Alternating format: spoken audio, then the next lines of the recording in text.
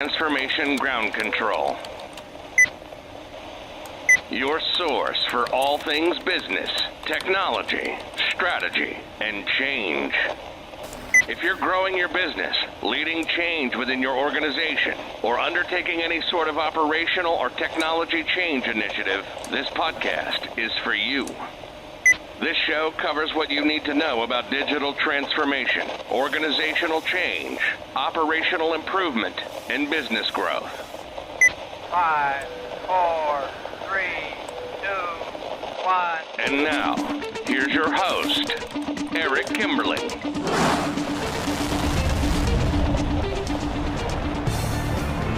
Hello, welcome to Transformation Ground Control, episode number 43, your podcast about all things related to digital transformation, including the people, process, and technology aspects of transformation. With me today, as always, is Cheatham. Kyler, welcome back to the show. Thank you. So we've got an interesting show for you today, a very focused show, I'd say. It's going to be an epic episode, not to set expectations too high, but it's going to be an epic episode focused on one topic that is top of a lot of people's minds, and that is the supply chain. So we have three different segments today talking about supply chain management. So the good news is if you like and are interested in supply chain management, this is going to be a great episode for you. I suppose the bad news is if you really dislike hearing about the supply chain, want nothing to do with it, then you probably want to skip this episode and move on to the next one. But assuming you're sticking with us through the episode, we've got three really good segments for you today. First of all, we're going to open things up with a segment just talking about recent supply chain news, sort of a lightning round overview of what's happening in the marketplace, what's happening in the supply chain industry right now. We're also going to have a roundtable discussion, a panel discussion with three guests later in the second segment. The guests are going to be Megan from Stopwatch, a company called Stopwatch. We'll obviously describe who they are here later in the show. We also have Amy Cooper, who is from a company called Craft. And then we also have Adam Cheatham, who's a director of strategy and transformation at Third Stage Consulting. And the three guests are going to join me in a roundtable just talking about why the supply chain is broken and how organizations can fix their supply chains. What are some of the things they can be doing to rethink the way they manage their supply chains, especially in light of the changes in the world and the state of supply chains here in the 2020s. So stay tuned for that. That promises to be a really interesting discussion with a broad set of guests there. And then finally, last but not least, we're going to have Mitch on the show. Mitch is a senior consultant with Third Stage Consulting, and he might be a manager now. I apologize. I think he's a manager now. So people get promoted quickly when they perform, and he's one of those high performers at Third Stage. So he might be a manager now, but don't quote me on that. And Mitch is going to be on the show to talk about pains in the supply chain. Just what are some of the pains, and sort of building on and honing in on that topic, building on the panel discussion. So great show for you today.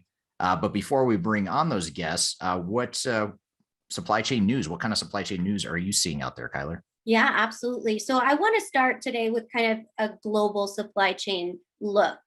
A lot of times we talk about things that are going on in the US and can be more of that type of focus. But I want to talk a little bit about what the global supply chain is actually experiencing right now. So just to give you some numbers, here in the US, our consumer price index jumped by 6.2% in October, which is the sharpest annual rise in 30 years, just to set some context. Chinese producers, for our global audience here, their index surged actually 14% in October, while Europe experienced another 6% of inflation as we see it here. So I wanted to kind of talk about, why is this truly a global issue, knowing that much of the manufacturing specifically for China is within their area. So why are they experiencing this huge inflation, almost double what the US is experiencing? Yeah, so that's an interesting point. It obviously jumped out when you said it. Europe and North America, or Europe and the US, are at that 6% range, and then China's more than double that. That's could be partially because I think there's been a bit of inflation in China over the years, just because the demand for their products has increased and their standard of living has increased over time over the last few decades. So I think that has sort of put some cost pressure on their products. But I think, just globally speaking, I think in general, organizations are experiencing supply chain disruptions that are increasing inflation. That's contributing to inflationary pressure. It's not just the supply chains. Obviously, when you have less supply with higher demand, obviously that causes in general higher prices. But you also have, monetary policy and government spending and things like that are putting a lot of pressure on inflation. But I wonder if in China's case, I think they were a bit more strict early on with the lockdowns and with the quarantines and sort of shutting down non-essential businesses. I just wonder if that sort of earlier stop with the whipsaw effect of starting back up before much of the country or much of the rest of the world started up again. I wonder if that's just now we're feeling the, sort of the after effect of that, those more drastic measures they took. That's pure speculation. I'm not an economist, so I couldn't tell you for sure, but those are a couple of things that come to mind. Yeah, definitely. I know a lot of the materials in which I researched showcase just how really detrimental a lockdown for COVID-19 can be to a local economy, even when you're one of the world superpowers such as China. Right. So that brings me to kind of my next topic that I wanted to discuss with you, and that's actually the shipping industry and what their experience had been. And I guess in even being in the supply chain world, as that's something that I do for a living here at Third Stage, I didn't realize the really crazy growth of the shipping industry and what that has a rippling effect on the overall organizations that are trying to pay for freight. We talk about anything from, a huge multi-million-dollar organization to a small business or even an FBA, a Fulfilled by Amazon business that needs to pay for these freight prices. So just to give you an idea, they've experienced a massive amount of growth throughout this entire global trade. They make up about 90% of it now, which is pretty crazy.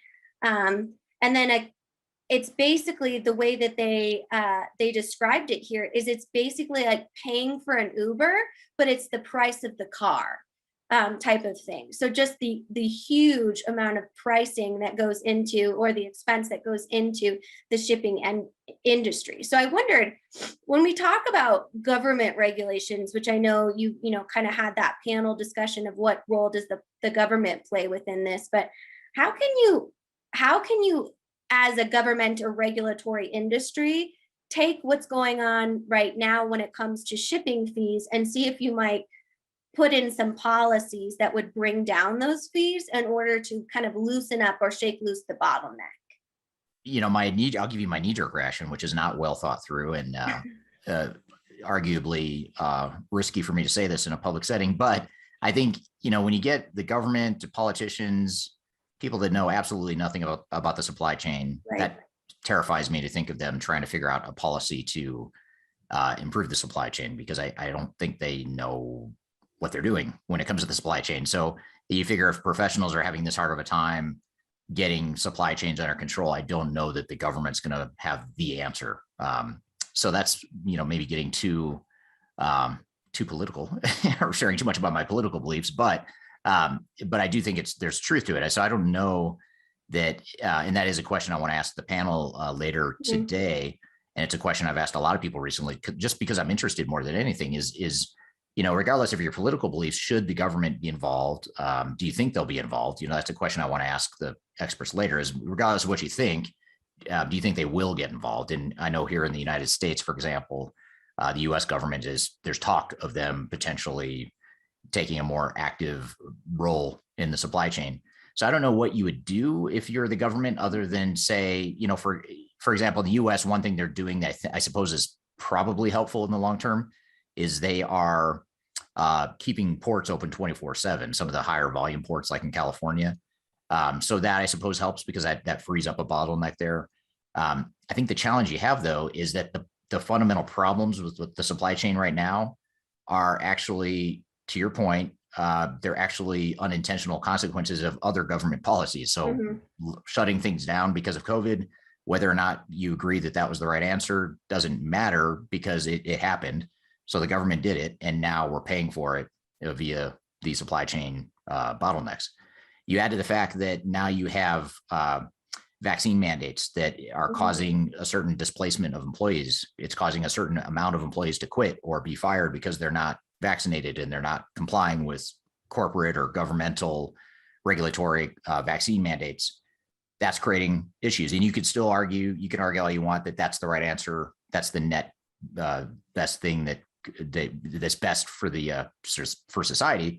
That's okay. But we just have to recognize that now has a unintended consequence of furthering the supply chain issues. And that's why I think the supply chain is going to get worse, is because at least in the United States, I know there's some mandates that are coming up this month into early next year that's really triggering a wave of departures or terminations of employees, a lot of them in trucking, a lot of them in warehouses and other companies that function in the supply chain. So I guess what I'm saying, long way of saying, I don't know that they have the answers. I think the answers are that you've got to be able to retain talent. Better technology can help, improve processes. There's a lot of stuff we're going to talk about with the panel later today, but I don't know that the government is the one to do that. And I don't know if they would even know where to begin. Maybe I'm underestimating the capabilities of politicians, but I've always been a bit skeptical of politicians. So I apologize to those of you that are politicians that might be listening to the show. Yeah, I mean, I think the thesis of that statement, based on what you're saying, is it's so complex, right? Yes. That having any sort of policy that kind of blankets one piece of the industry is really difficult, because what would that policy say? And we really have to think through kind of all of these emergency or executive orders, as we call them here in the United States, and what that trickle down effect is for our everyday consumer or businesses. And again, just to put some numbers behind it, they estimate that it's the Maritime Research Consultancy that looks at all of these and kind of does these studies, that by the end of 2021, they will collectively, the shipping companies, earn up to 100 billion. And that forecast is actually tripling to March 2022. And just to put it in perspective, because I know that helped me, that is the same league as Titan companies such as Apple. So it is, a huge, huge growth area to actually look at what that means. And I think you said it perfectly, of you might not be able to control that, but you can assimilate your supply chain as a core competency, and make sure that it's optimized and really functioning at the highest level it can. And I know we'll kind of talk more about that later. I think another thought, though, too, that, playing devil's advocate with myself and what I said earlier, and to your point, is that, you think about one part of the government that is good at supply chain is the military generally. For most government entities, the military does supply chain well because they have to figure out how to get troops and supplies and equipment, military gear, all that stuff to wherever they need to get it, and they need to do it quickly. So I guess there's an argument to be made that does the military take a role in shipping, in your example? If we're short on truck drivers or trucks themselves, can the military help? Maybe. I think that might scare a lot of people, especially in the United States, where a lot of us are, all about freedom and not having too much of a government role. So that might freak some people out, but military, maybe that's an option. Maybe that's one way. I know, like with COVID and some of the vaccine mandates that are causing frontline health workers to be terminated in some cases. I know that I don't know if they're already doing this or if they're planning to do it, but the U.S. government's talking about bringing in the National Guard to help fill some of those roles. So you think, okay, could or should the U.S. government or other governments bring in the military to help with trucking and supply chain management, moving stuff around however they need to? I don't know. I don't necessarily love the idea, but it's an option for sure. Yeah, and I think it's a cultural. It's important to understand the cultural strategy, right? Like in Germany, they have a lot of supply chain regulations, mandates, those types of things, because that's what makes sense for their country. Obviously, from just an overall logistics and footprint, they're much smaller than a country like the United States, and just culturally different. They're more used to heightened government interaction. Over here in the United States, we've never really been that. We're run by a lot of times a local government more than federal regulations. So, taking into account what that might look like. But I know the National Guard had helped at hospitals in New York, and they had been helping at some of the LA ports and just supporting those kind of high experiencing areas that are either have a labor scarcity or just an inability to handle the amount of work when it comes to the ports that they actually have. So that brings me kind of to my next question, which is also about government. So, just to set expectations, but we in the United States here have a new supply chain dashboard that I wanted to ask you about. So basically, just to give you a quick overview, is this dashboard that is run and managed by the White House, is a twice monthly collection of metrics that track the progress of imports and goods that are being come into the country. And a lot of this information allows us to hopefully see any blockage or blockchains in the supply chain. What I want to ask you about, because the main piece of criticism is that twice monthly metrics, there's no way you can get real actionable data out of that for a long time, is what a lot of supply chain experts had said. So I wanted to get your reaction to that and saying, like, putting all of these resources into a supply chain dashboard that might not give actionable data. Is that a good idea? I suppose it doesn't hurt. I think I'm leaning towards maybe where you're going with that, which is that, it's sort of like what you're saying about how each country and culture is different in the way, they interact with the government and regulations and things like that. Same with the supply chain. I mean, different supply chain or different pieces of the supply chain have different issues that, okay, we can measure it all we want. First of all, I'd argue that it's probably too late by the time the government compiles all this data from presumably multiple sources and publishes it and all that stuff. I suspect that it's outdated by the time they put it out, and it doesn't mean a whole lot. But even if you assume that it is timely or relatively timely to where you could do something with it, it doesn't really give you any sort of answer or doesn't state any problems that we don't already necessarily know. And it certainly doesn't tell us what individual organizations should be doing to improve their supply chains by any means. And each organization is going to have different challenges. So one company might be struggling with shipping issues, not enough truck drivers, not enough trucks. Another one might be struggling with not enough warehouse workers, lack of raw materials coming from some country or some provider that the government doesn't even know about. So there's just so many, to your point earlier, it's such a complex set of moving parts that those metrics are going to be super high level and probably aren't going to be hugely beneficial. Now, having said that, I haven't looked at the dashboard. I didn't know it existed. So it's kind of cool to know that it's gotten that level of visibility. So I'd have to see what's in the metrics, but I suspect it's not going to tell you a whole lot about what to do or giving you sort of answers to the problems. Yeah, a lot of the feedback on bigger industry CEOs is thank you very much, but we actually already have all this data, So yeah. I think it's just a way for us to decide, specifically in the US and other countries globally, really, how do you make your supply chain resilient? How do you make it so that even when we are experiencing these really huge disruptions, how can your supply chain not completely fall apart like a lot of them have right now? So I think that's probably what the goal is. Although we've always known that government isn't really the best practice in data management. So maybe it's a positive move on their end to actually utilize some data-driven activities within their decision making. We'll see. It could also be an expectation setting too. A lot of what I've noticed with the government, primarily in the US, which is the one that you and I see the most of, but we have offices throughout the world that interact with other governments. But part of it seems like that there's expectation setting that this isn't going to get better anytime soon. And it's sort of like setting the expectation to American voters that this is just how it's going to be. So we're not expecting too much, I guess you'd say. So that could be part of it. They've got this dashboard that's telling us all along that things are screwed up, and it quantifies what we're all seeing and feeling. So therefore, we're not going to expect it to get better anytime soon. I don't know. That could be part of it. It could be a political game more than anything, but that's the skeptic in me speaking there. That's okay.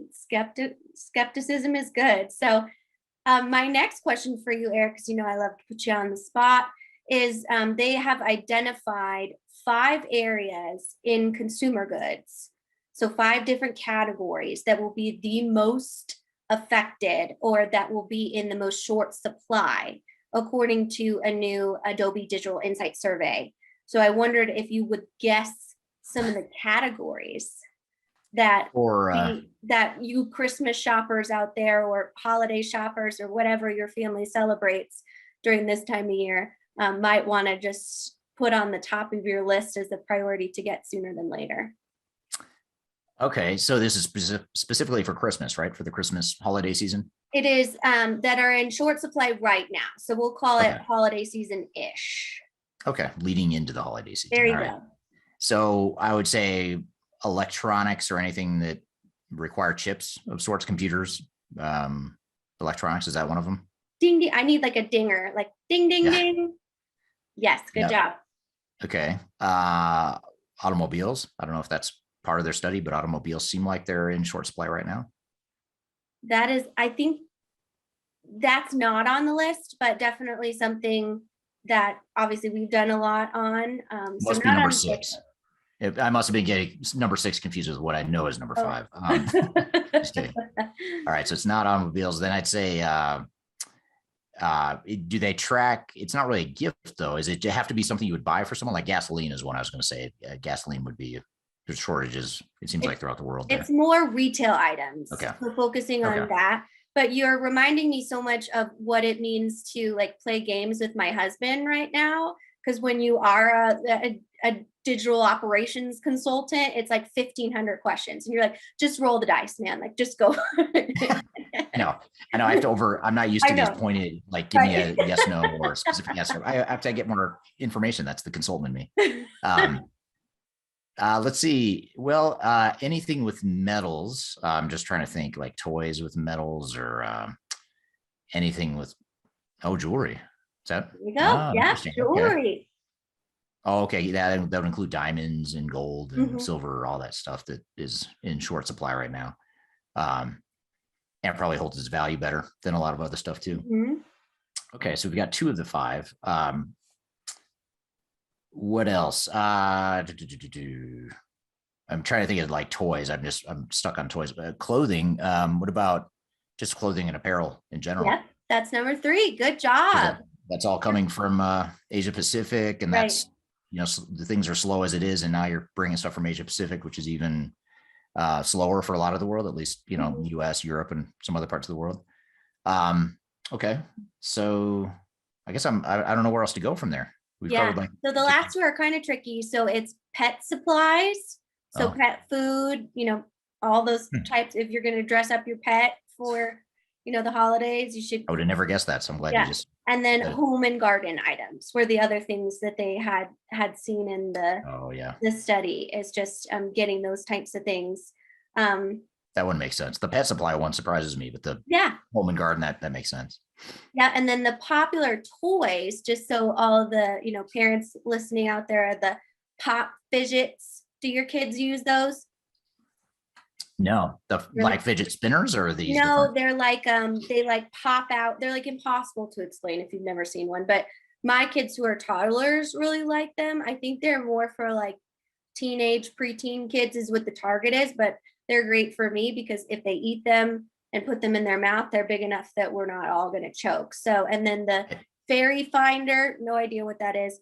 Bluey toys, and then the got to glow. So those are the ones on the list. Don't know any of those except for the pop fidgets. I don't know any of them. I guess my kids are either too old or too young. I don't know which, but. Absolutely. So, and then the electronic discounts that usually we see around the Black Friday type of time, they're going to be a little bit less this year, is what the study had said. But toy discounts will be higher, they said, this year. So just a little key insights for holiday shopping. Good to know. Wow. Okay. Yeah. I should probably start shopping then. I know. Started yet. That's exactly what I was thinking as we were going through this exercise of saying like, oh man, we better get on it. So I'll have to, give Adam, my husband, a little nudge if he's going to order me any jewelry, which he would never do because we have 2 under 2 kids and we can't have nice things. So maybe someday. Right. When they're older, give it 10 years. Right. Someday. Well, I think with that, that's some kind of hot topics swirling around in the supply chain, but I'm so excited to hear from your panel of experts here that all have really interesting views and Yeah. feedback around the supply chain. Yeah, let's get to it. And speaking of Adam, you just mentioned your husband, Adam. He will be one of the three panelists on the discussion here. We'll also have Megan Bowman she's the CEO of a company called STOPWATCH, which makes software related to the supply chain. And then Amy Cooper, who works with a company called Kraft, not the food company, but a technology company called Kraft with a C. And they make software specific for the supply chain as well. So we're going to have the three of them on here after we take a quick break, and we're going to talk more about why the supply chain is broken and how to fix it. So that's going to be a fascinating topic that I'm really excited for. So we're going to take a quick break. We'll be right back with more Transformation Ground Control.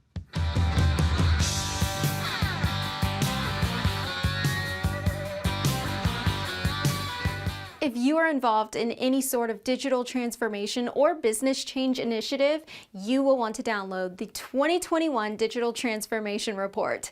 With its comprehensive overview of business and technology trends and best practices, this report is a must-have guide for any transformation project or executive team. Download this free report by visiting Third Stage Consulting at thirdstage-consulting.com. You can also visit our website to learn more about us or download independent reports, videos, and other best practices. Again, visit thirdstage-consulting.com today to learn how to take your transformation to the third stage of success.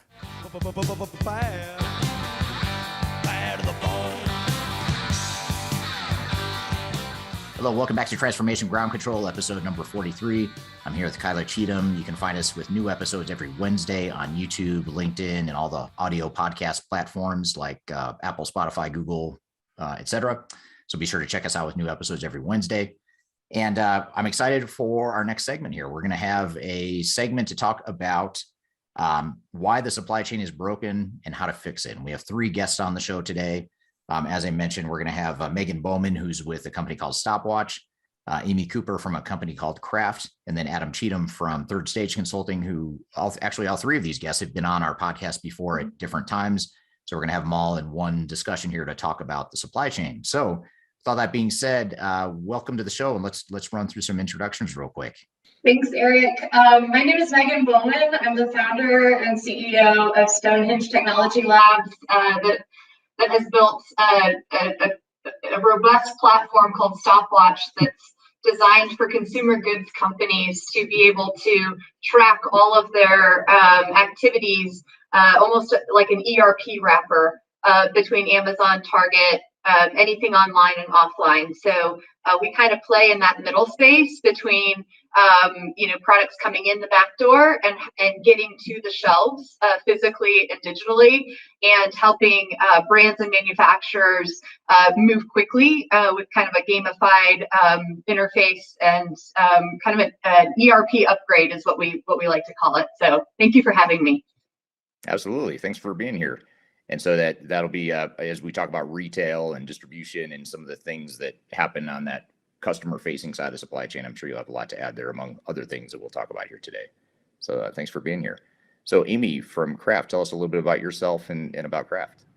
Yeah, absolutely. So thank you for having me, Eric. I'm looking forward to the conversation today.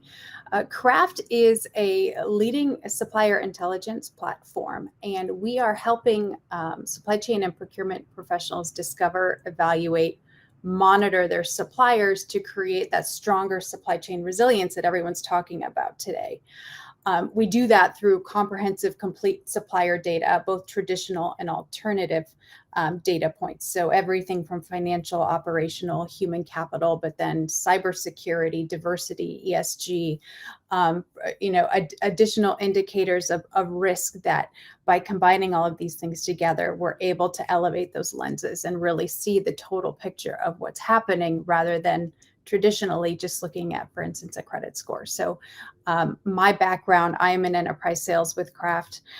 Previously, I was at Dun & Bradstreet and Gartner within their supply chain. So I've been circling risk and data and supply chain for a very long time. And I think where the industry is going in terms of holistic data and looking at more than just those traditional pieces is really fascinating. And it's driving some impactful results for our clients. So thank you for having me. Looking forward to the conversation today. Absolutely. Great to have you. And I'm hearing a theme here so far. We're kind of talking about alternatives to your usual ERP-ish type of software. So we'll dive into that as we get into the discussion here. So last but not least, Adam from Third Stage Consulting. Tell us a little bit about yourself in Third Stage. Yep. So Adam Cheatham, Third Stage Consulting Group. I'm Director of Strategy and Transformation. So Third Stage helps with clients who are trying to find a better fit of enterprise system for what it is they're doing. As far as supply chain comes into it, we're seeing a lot of things today with clients who are trying to get a better look at what their supply chain even looks like. How do I know when things are going to show up, and how do I respond to when they're going to be late? And how do I find that out as quickly as possible, right? So there's so many of our clients find out today that something's going to be late after it's very late, and they want to know where it is. Where is this? This raw material or this finished good that I ordered. So what we've been finding a lot from our clients is that's a big part of their challenge. We also have many clients that are on the flip side of that, where they supply a raw material which is in high demand and they can't get it out the door fast enough, to the point where they're losing customers because their customers are trying to find some other alternative. And so if they can't be responsive and get their materials into the hands of their customers, they risk losing that relationship. So we're seeing the supply chain shortage on both sides, right? Part of it from the folks that demand the supply, of course, but also the folks that are supplying raw materials and things like that are necessary for meeting the needs of their customers. At Third Stage, how we help with those types of customers and clients is by first focusing on your business processes and by understanding if there's anything that you can do internally without software, without finding new vendors or suppliers to improve your processes and get a little bit more out of the systems, maybe the systems that you already have, the processes that are in place, maybe get a little bit leaner there. Maybe there's a little bit more planning that we can start looking farther ahead. Think about what our lead times are. Not what you think they are because your system wishes that that's what they were, but from a perspective of what they're actually looking like. So that's where we help a lot from a supply chain perspective. Got it. All right. Well, great. Well, great to have you all on the show. Thanks for being here. So I'm just going to jump right in. I mean, it probably the broadest, biggest question on a lot of people's minds is what are some of the biggest challenges in the supply chain today? So I guess we'll start with you, Amy. What are some of the biggest challenges that you see with supply chains and that your customers are seeing with supply chain management in general? Yeah, that's a great question.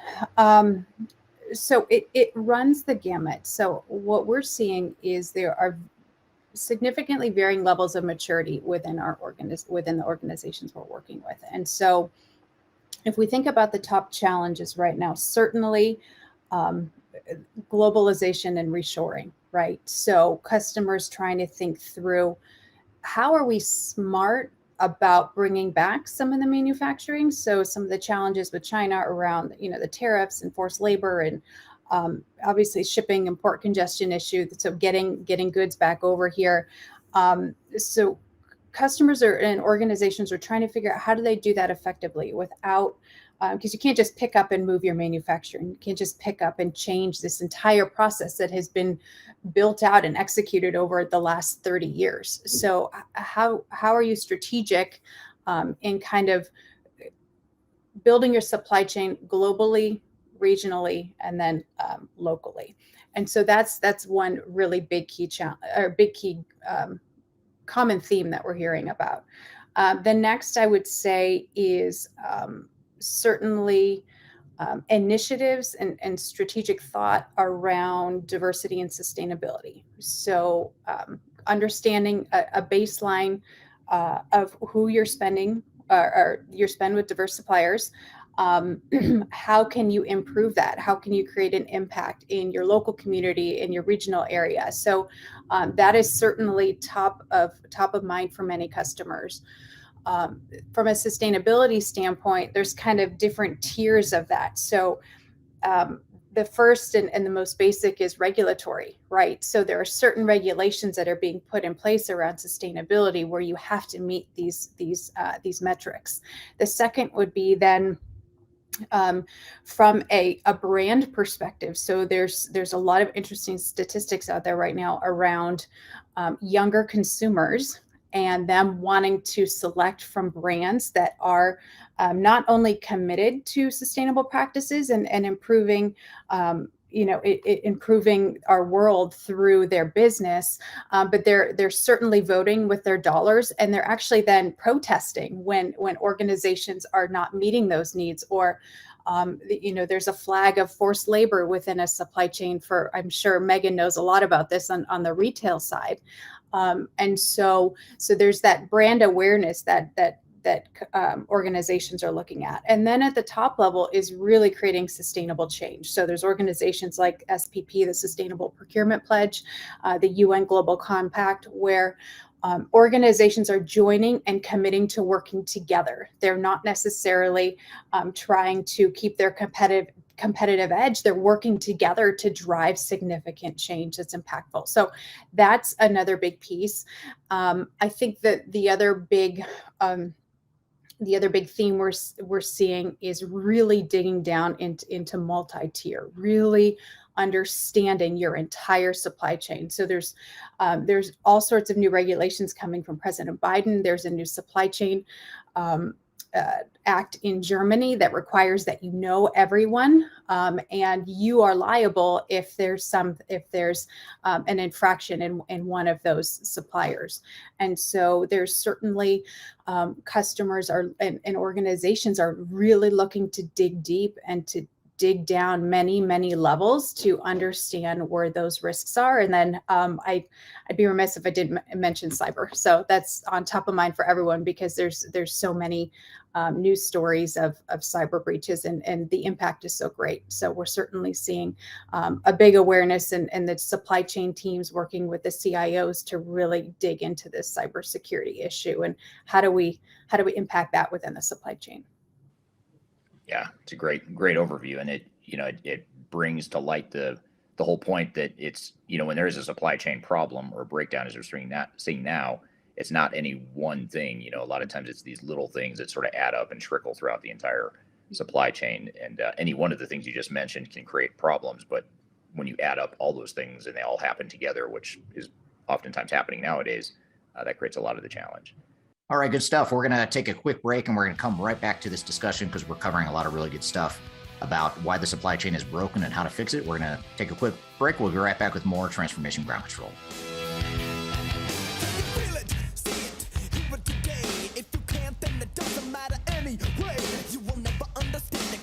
If you are aiming for transformation success, turn to Third Stage Consulting Group. Third Stage's independent and technology-agnostic consulting team helps clients define their digital strategies, define their roadmaps, and manage their transformations. With offices in the US, Europe, and Australia, our team helps the world's most forward-thinking organizations through their transformation pitfalls and risks. If you are embarking on a digital transformation or business change initiative, contact Third Stage Consulting to see how we can help you reach the third stage of transformation success. Learn more about us and download independent reports, videos, and other best practices at thirdstageconsulting.com.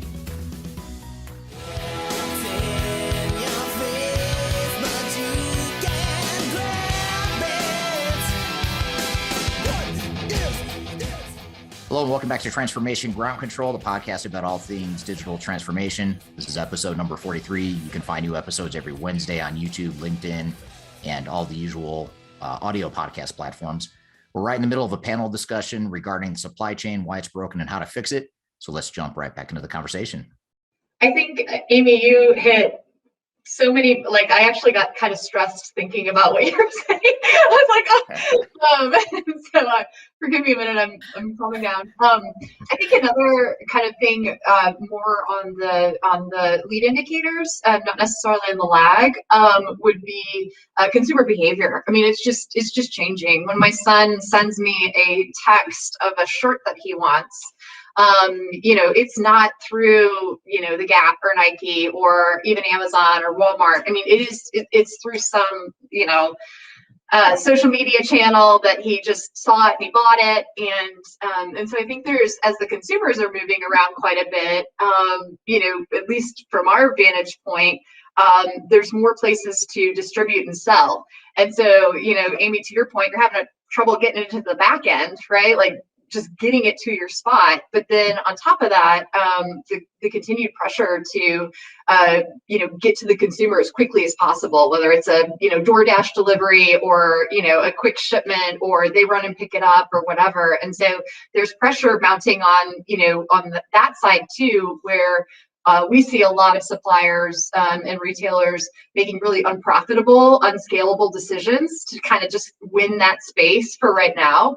And I think combined with what Amy's talking about from that, just complexity on the back end, the math only holds up for so long. And so I think that's another big challenge.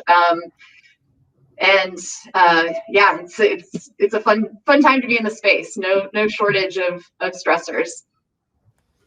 I think what's the most interesting to me about this is all happening right as consumer expectations have really shifted.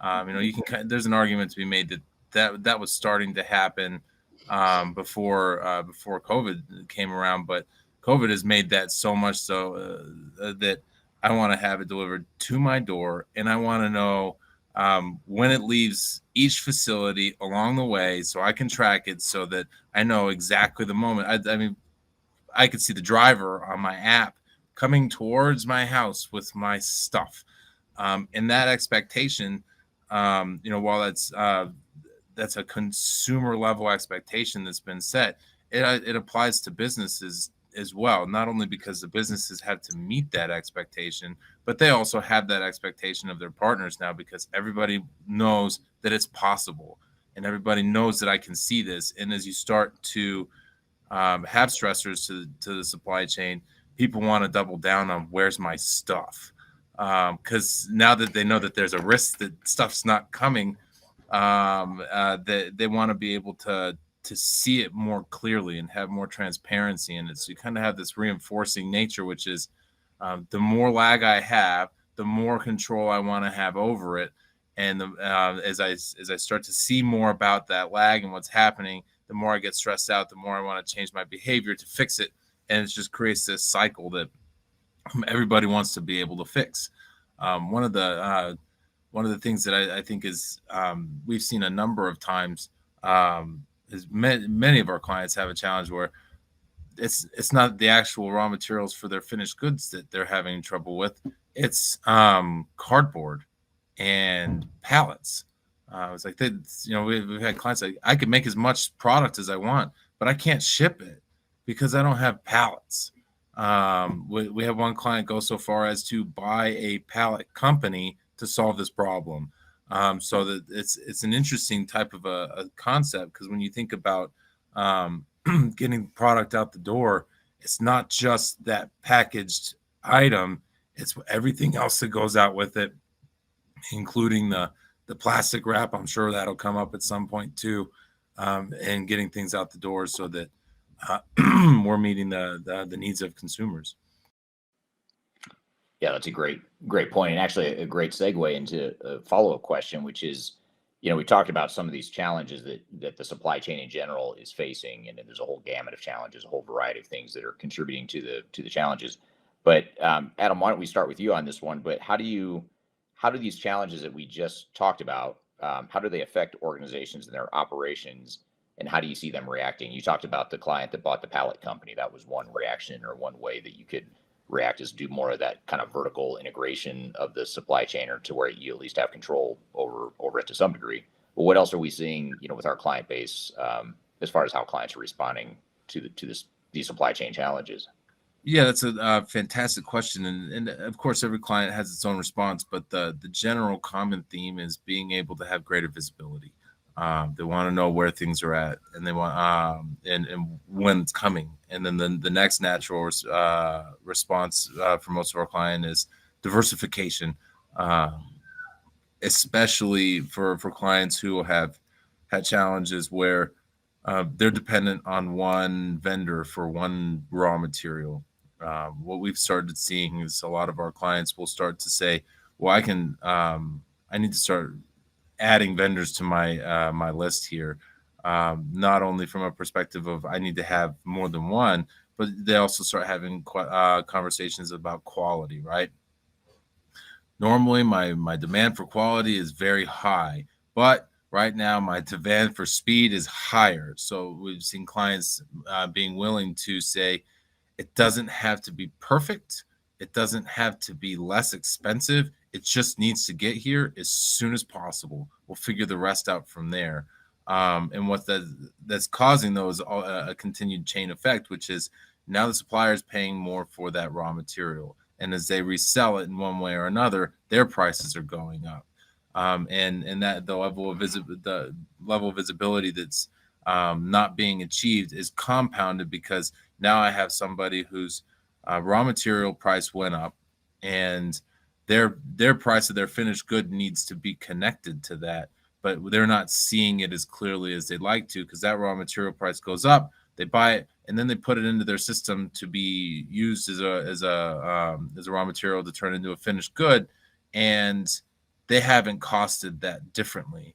So their price remains the same, and their profits are getting chewed up by that increase in costs that they've either accepted or was a surprise to them because they don't have the visibility in their system. So those are some of the more common responses with getting more vendors and loosening up on some of the more rigid parameters, cost, quality, and in favor of lead time.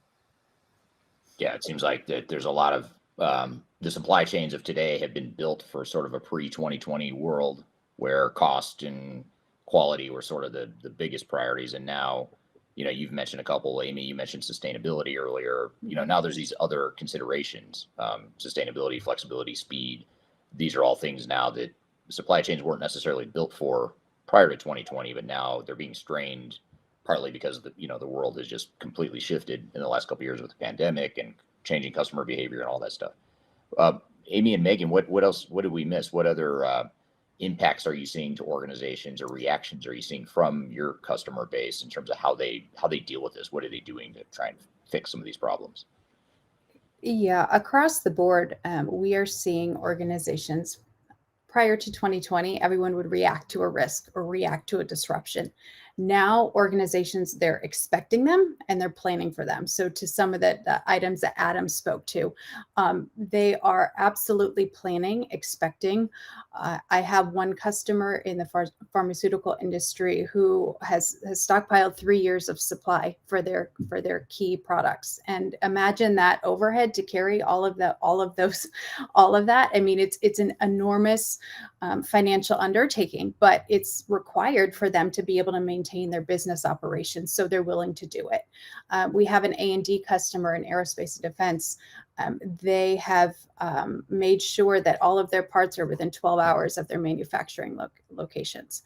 And so there's a lot of things like that where organizations are completely changing their strategy and their policies to proactively try and get a handle on some of these risks that keep popping up and that they've learned are inevitable. I think that the fragility of the supply chain was really highlighted with COVID as different parts of the world shut down, as workers couldn't go into these different facilities. That just kind of highlighted these challenges and these problems that have been percolating for a long time, and it just tipped the scale, and now we're seeing that cascade of the fallout of that, and it's going to unfortunately take a long time to recover. You know, Vietnam is a huge manufacturing hub now, and they've just come out of their second set of quarantine at the beginning of October. So getting all of those sites back up and running to deliver the goods, it's a slow roll. So now they're out of it, but who's going to be the next location globally where they're stuck? So I certainly think, you know, being proactive and thinking that there's going to be challenges here. So what do we need to adjust? And, you know, prior to 2020, the supply chain, I don't even think consumers knew what the supply chain did. It just is something, your things just arrived. You clicked a button on Amazon and it just got there. And no one thought twice about how that was going, like the logistics of what had to happen at all the different steps. And so now people understand it. And there's, to Megan's point, with the way consumers are responding, they're demanding change, and they're demanding things be more efficient. They're demanding they understand where things are coming from. They're demanding they understand how things are made. So it's a complete shift in the paradigm of supply chain and how we're consuming it, how organizations are managing it. It's going to continue to change. I think the top 3 goals, Gartner just released their CSCO report, and I think it was risk management, digitization, and then the work from home. Like, how do we manage, especially in some of these manufacturing locations, how do we manage our workforce to keep people safe and continue to deliver the goods? So it's a very complex set of challenges that I think are going to take a very long time to start to tackle. Yeah, it's interesting. And you mentioned Vietnam, and you know, I wasn't aware that they just had another quarantine or lockdown. So but that's a good example of how, you know, wherever we are in the world, there's other parts of the world are in different places and having different responses, and that's affecting the supply chain globally in uneven ways at best. So that's really, really interesting point. Megan, what else? What about more from the, you know, sort of the retail distribution, customer facing side? How are you seeing, is there anything different you're seeing your customers do to react to the supply chain, or anything we haven't covered yet? I think I really like what Amy and Adam have shared, especially around, Amy, when you said, you know, they're changing policies. Like, we never said that 3 years ago. Like, policies did not change, right? We've all been part of really stiff, big, you know, expensive, profitable organizations where, like, to change a policy is, you know, a decade-long kind of opportunity, right? Adam's laughing. And, you know, each person within that organization has different, you know, tolerance for that understanding. I was always kind of a firecracker that just couldn't couldn't combust, you know, if there was something that inefficient. But what I think we're seeing is not only the policies changing, but leaders are a lot more open to us coming in and saying, hey, you've got an incentive problem here. Literally, like you can change the policy, but like if your procurement lead is still being incentivized on lowering their carrying cost, he or she is not going to make the decision that's more of a long-term strategic play to stockpile, you know, 3 years worth of materials in a pharmaceutical company.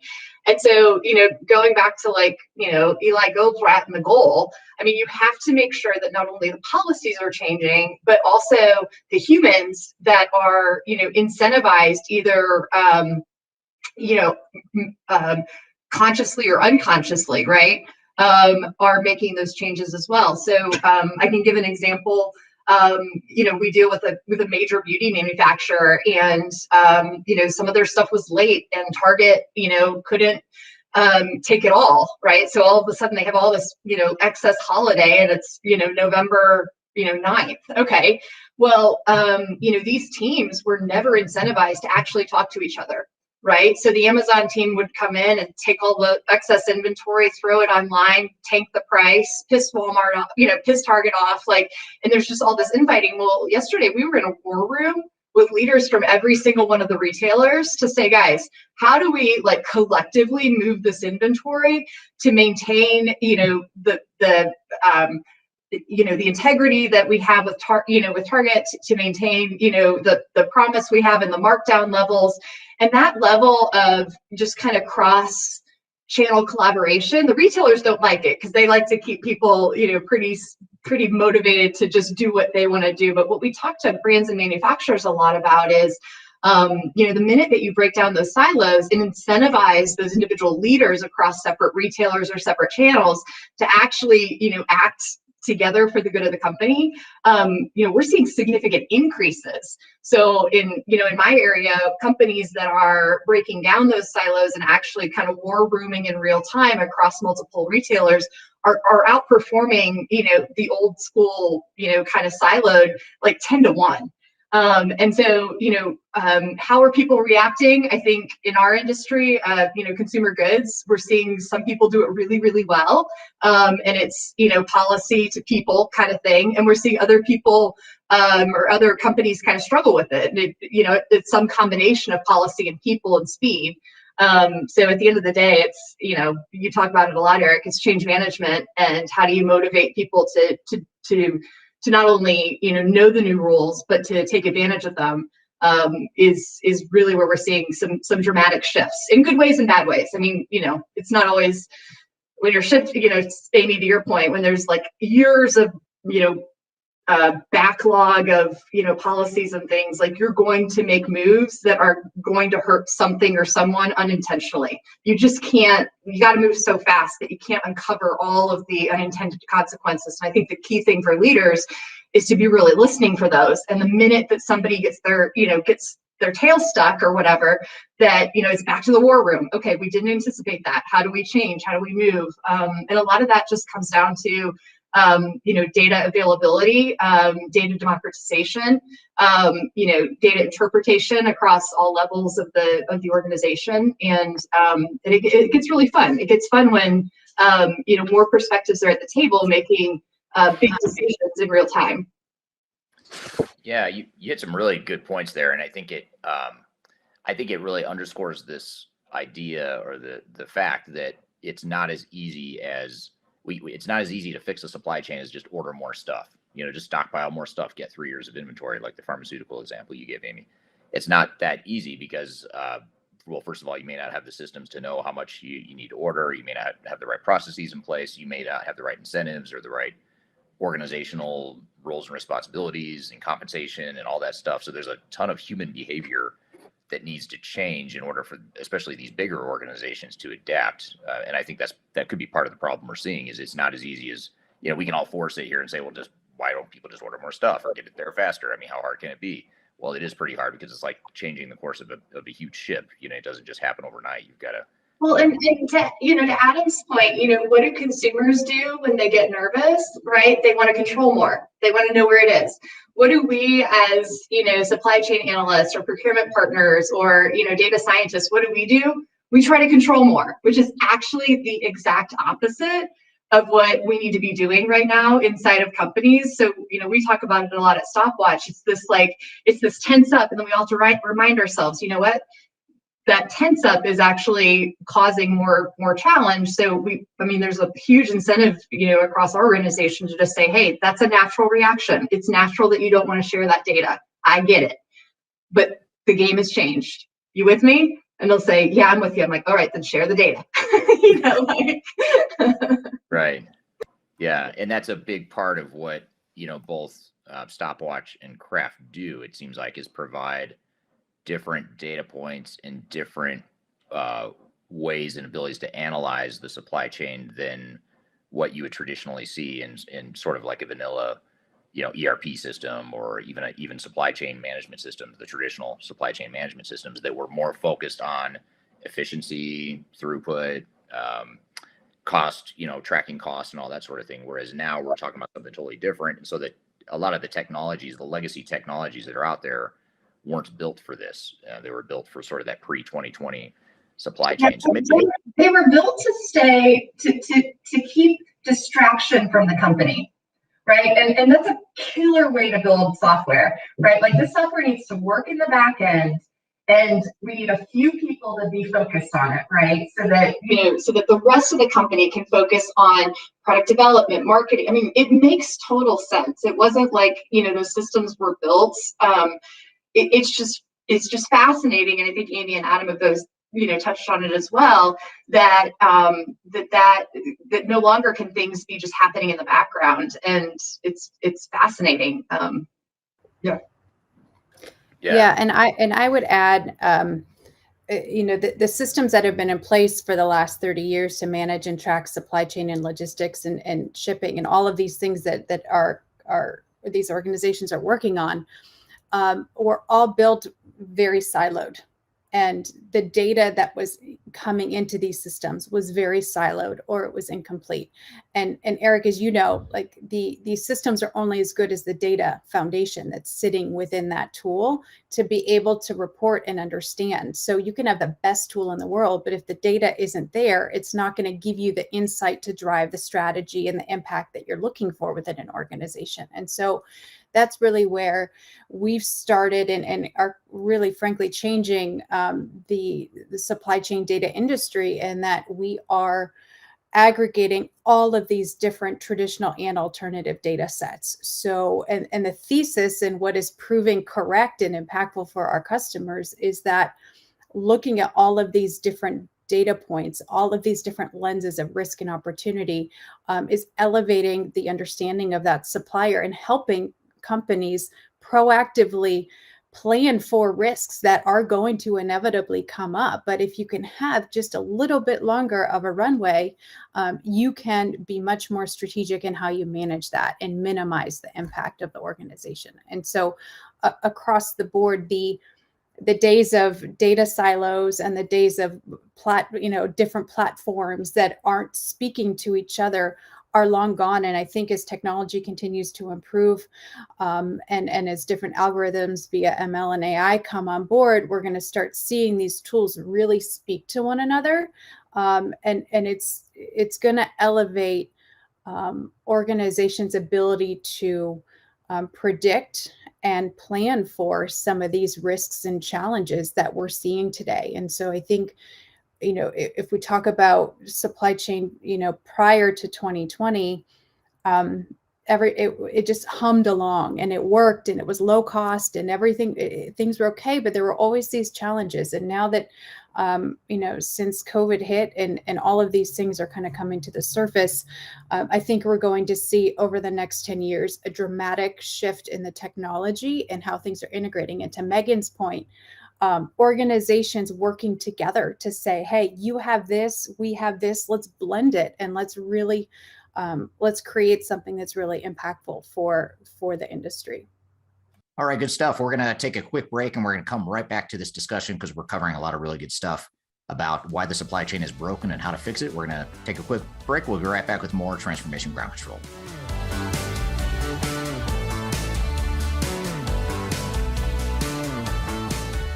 If you are aiming for transformation success, turn to Third Stage Consulting Group. Third Stage's independent and technology agnostic consulting team helps clients define their digital strategies, define their roadmaps, and manage their transformations.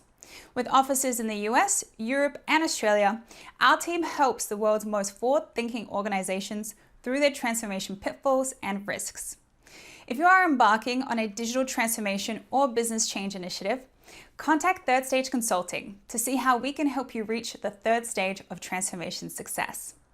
Learn more about us and download independent reports, videos, and other best practices at thirdstage-consulting.com.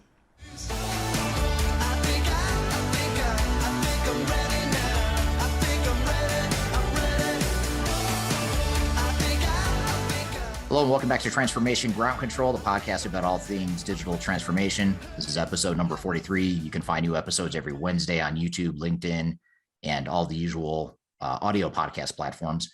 We're right in the middle of a panel discussion regarding the supply chain, why it's broken, and how to fix it. So let's jump right back into the conversation. If I might, one of the things that's worth bringing up, like two things that I think that came up from Megan and Amy that are important to latch onto a little bit. First is data, of course, being able to see it accurately. If your information on your supply chain is bad, and you have a supply chain problem, you're in deep water. And the other side of it, though, is that all of this is being driven by people, in one way or another. I like the example of Vietnam, because something that doesn't get spoken to very much and needs a little bit more attention is that, suppliers, when suppliers shut down because they have an outbreak or because they go out of business, that's a piece of the supply chain that's gone, either temporarily or permanently. And so that causes, think of how many, you have one supplier that goes down. Think of how many customers they might serve. And then all of a sudden, those customers who are expecting things to already be coming from them, they have a lead time in their system that says, I'm going to order this from this person, and it's going to arrive in 60, 90 days, whatever. And then they don't find out that they went out of business until it's time to order. Okay, so now not only do I not have somebody to order from, I'm at the point where I need it now. And I had to go find somebody else to fill that in.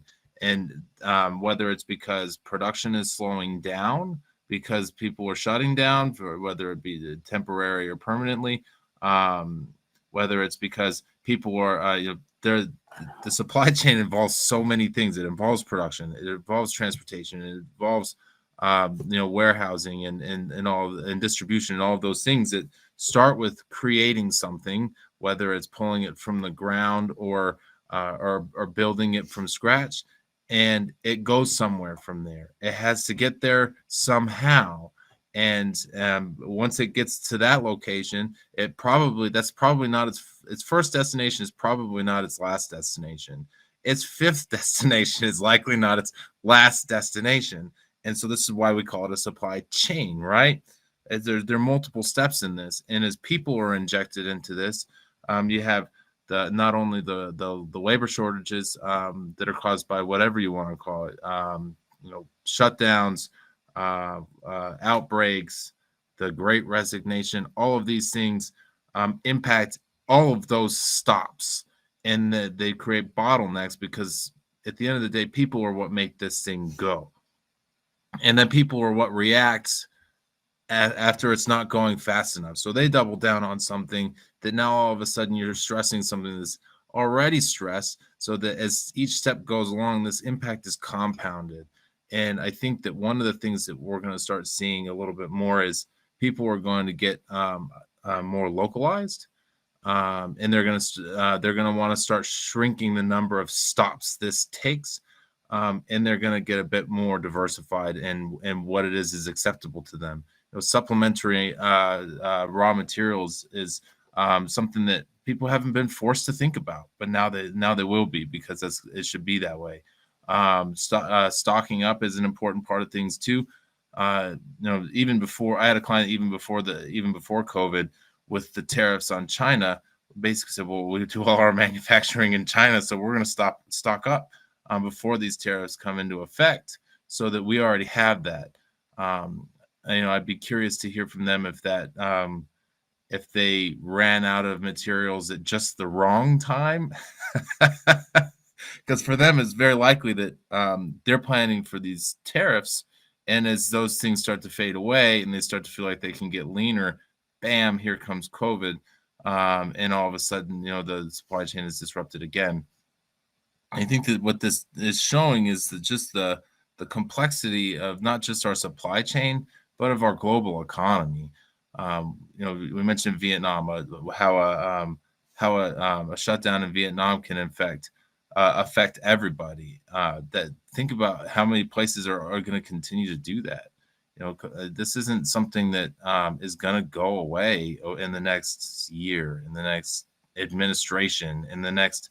I'm willing to bet we're going to be talking about COVID for the rest of our lifetimes, at least the folks that are on this call, and how we've seen these trickle down impacts, and at the center of it are the people, and placing an emphasis on that is important. Yeah, absolutely. It's very much intertwined and interrelated, all this stuff we're talking about. So we're covering the whole gamut here of a lot of different things. There's people, process, technology, overall strategy, incentives. A lot of the stuff we talked about so far covers a pretty broad spectrum. But one thing I want to come back to, maybe dive into a little bit more, is this whole concept of data and transparency into the supply chain. I think, Amy, you were mentioning that one of the trends you're seeing is that people are looking beyond just the immediate supply chain, their immediate suppliers, and they're trying to look to the second and third tier suppliers. And I know, Megan, on your side of kind of your world of where you operate, you're looking at sort of the end consumer. So you're kind of, you really have to look at third tier suppliers of raw materials all the way through manufacturing, production, 3PL providers, warehousing, distribution, getting it to the retailer, getting it to the consumer, or getting it to the e-commerce provider, getting it to the consumer. But I want to come back to the two products that your companies provide, Amy and Megan, and just maybe talk about how do your products provide some of that data and transparency that has been missing from the supply chain so far? Because I think part of the reason I want to have you on the show is I think that you guys both have products that are, I would call them alternatives to the traditional supply chain systems, and they provide some of that visibility. So Amy, why don't we start with you? How does Craft help solve that data and transparency and visibility problem? Yeah, so thank you for that, Eric. So the Craft is collecting and aggregating over 400 different data points on any particular supplier on average. So that is financials, operational, human capital, that's cybersecurity scores, that's ESG scores, diversity certifications, compliance data, ownership data. And so what that allows organizations to do is to have that single source of truth on that supplier. And then as you work through our the tool and the dashboards and the alerts and the reporting capabilities, you're able to not only understand what's going on within your supply chain, but we can also map different tiers for you. So now throughout all of these different lenses, whether it be just pure financial risk or compliance risk, ESG, so is there forced labor down in your supply chain that's going to catch you down, once that's exposed. So risk to us is a very large word, right? Because it could be many things. It could be logistics, it could be shipping, it could be materials, commodity inflation. It can be, there's so many different things. And so what Craft is focused on doing is we've created a very easy to use, simple platform and interface to surface these different indicators and to combine these different things to say, hey, your cybersecurity score is very high risk and your employee engagement score is also very high risk. Those two are correlated with an increased percentage of a data breach. So what does that mean to you? So each organization has a different threshold for what they're for risk and what they're open to and how they build out their policies around that. So what we're really focused on doing is surfacing all of these insights and then helping our customers take strategic action around that. Regardless of where they are in the world, we offer 100% coverage. So if the data is out there, we will find it. We have a fantastic set of data engineers and a fantastic technology platform. And that's where I referenced earlier the technology pulling in all of this available data and surfacing it for these organizations is already leaps and bounds ahead of what we had 10 years ago.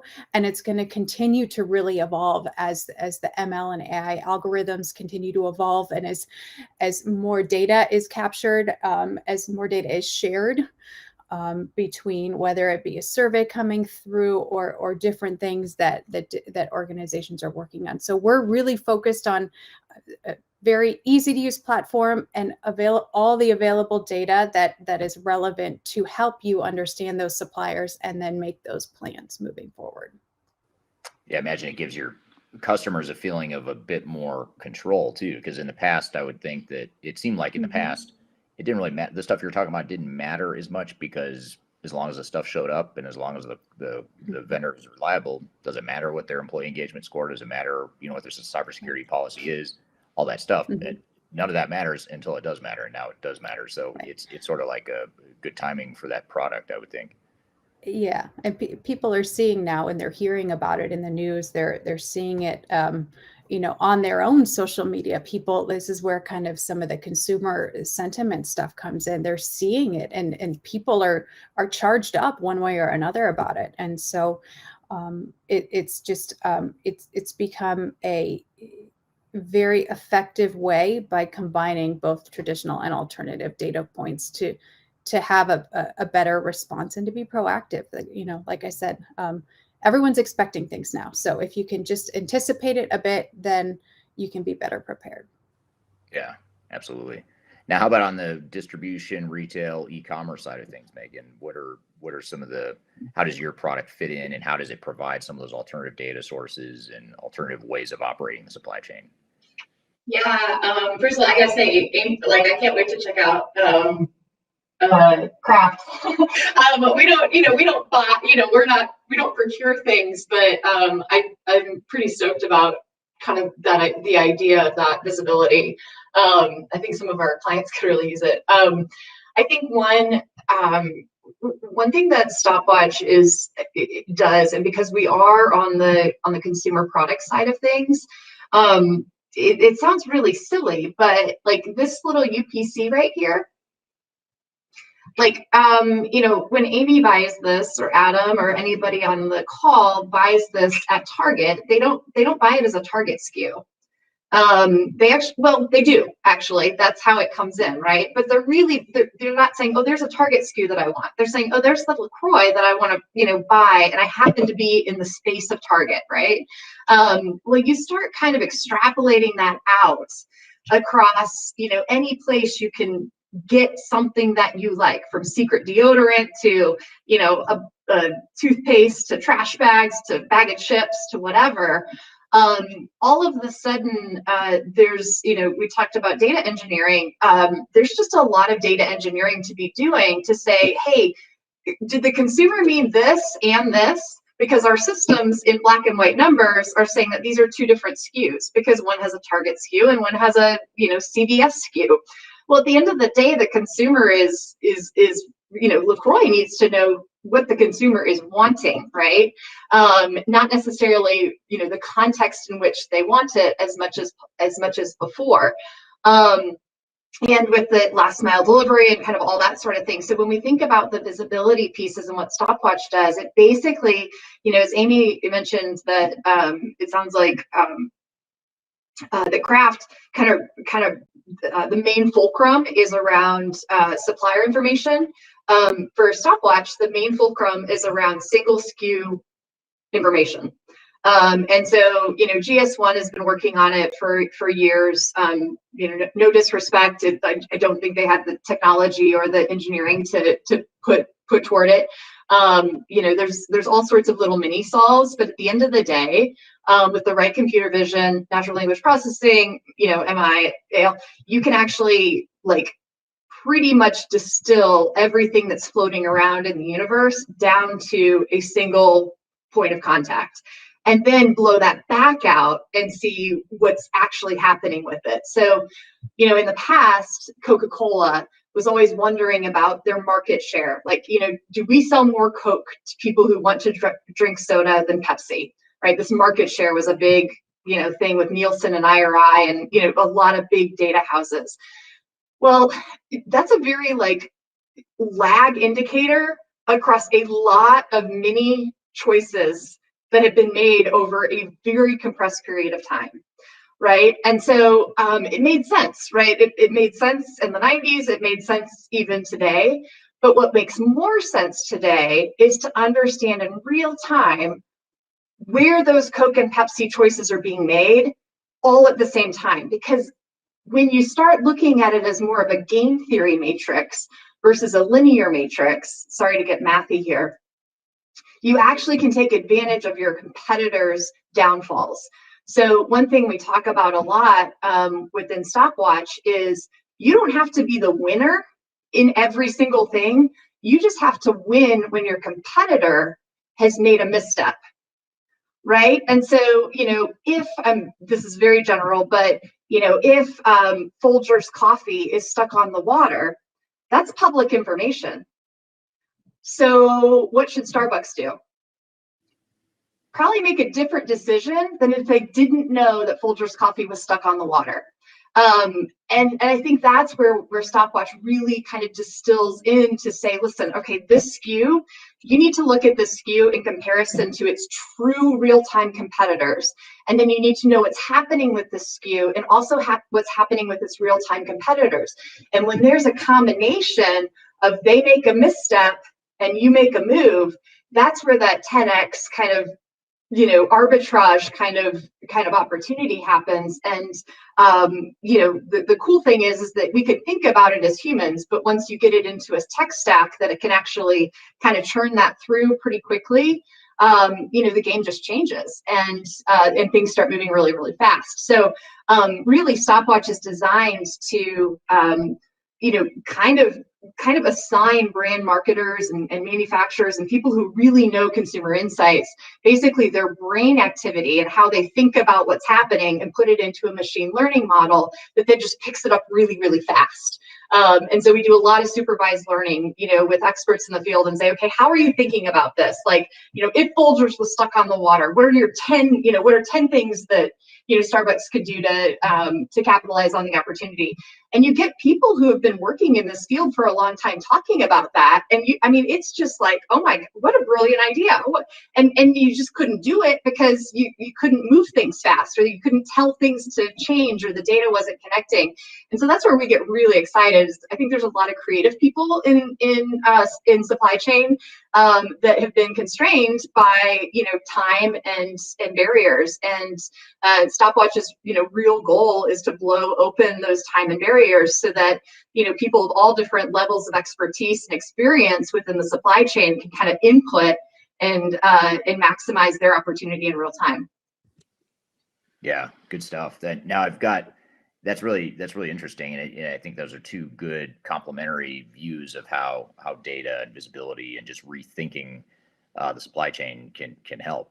All right, good stuff. We're going to take a quick break, and we're going to come right back to this discussion, because we're covering a lot of really good stuff about why the supply chain is broken and how to fix it. We're going to take a quick break. We'll be right back with more Transformation Ground Control.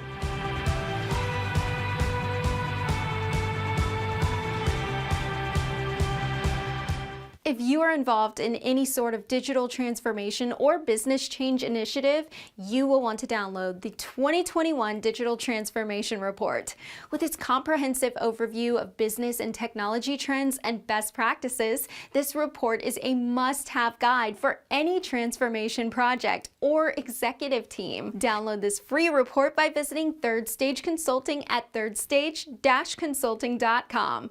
You can also visit our website to learn more about us, or download independent reports, videos, and other best practices. Again, visit thirdstage-consulting.com today to learn how to take your transformation to the third stage of success.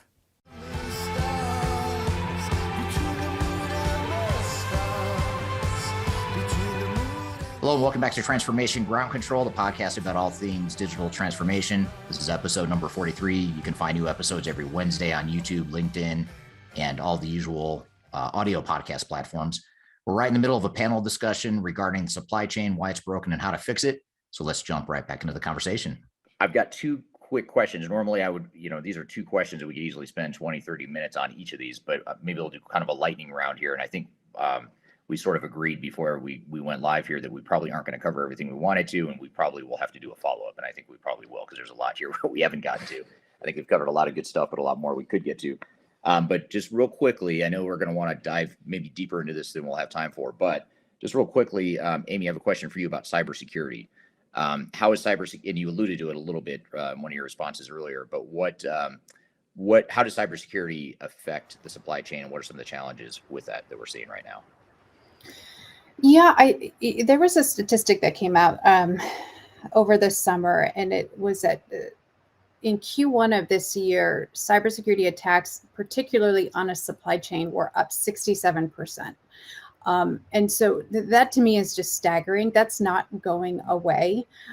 These cyber criminals have realized the impact that a supply chain disruption has on not just that one particular organization, but everyone. I mean, the Colonial Pipeline shut down over the summer. The entire Eastern Seaboard was in a panic, trying to panic buy gas and figure out what was going to happen. And so the overall impact is massive when some of these things happen. And so it's not going away. There are scores available to help find those vulnerabilities. There are also capabilities to understand the deep web, what's already there. And I've actually run this through Craft for a few clients, and it's scary how many IDs and passwords of senior level executives, CEO, CFO, very, very high level people are floating around the dark web for organizations that I'm not going to name names, but the Fortune 500, Fortune 100, their CEO's email and password is exposed on the dark web for someone to buy and create an attack. And so many of these attacks come in through these ID and password issues with these like minor little security things that haven't been updated, and they are able to get in. So so there's that, at the organizational level, and then like I talked about the end tier. So some of these attacks are starting far downstream. I think the SolarWinds attack came in through a supplier many, many levels down, and that impacted, I mean, we all remember that one. So I think it's something where organizations are forced to now begin looking at this. The CIOs are now talking to the supply chain officers and formulating a plan to understand where do we have vulnerabilities, what do we need to do to be more proactive here.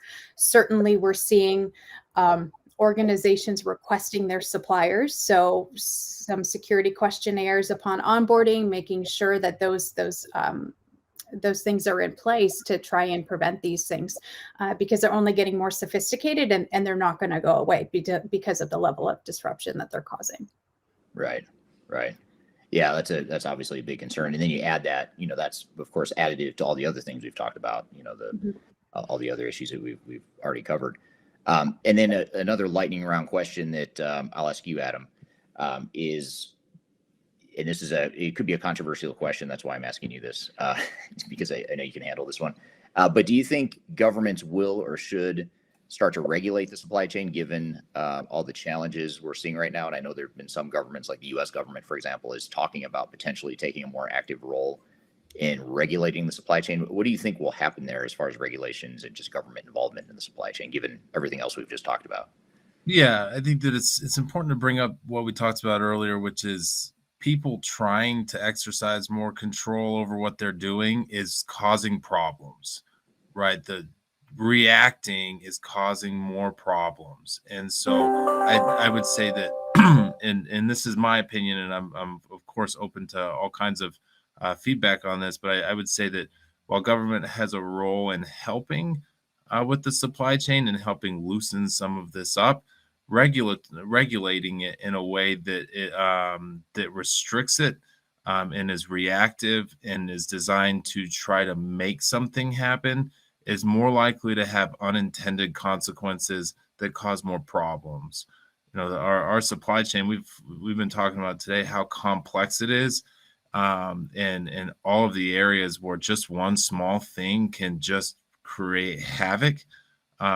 Trying to act like you can make you can regulate something in a way that you can control all of the undesirable impacts, I think is not is a bit of a fiction that we need to stay away from. But at the same time, I do think that governments around the world should have a role in helping ease some of these shortages, right? So trying to get shipping containers moved through ports more quickly, especially in areas of the world that are more constricted. Like what happens when a shipping container blocks the Suez Canal?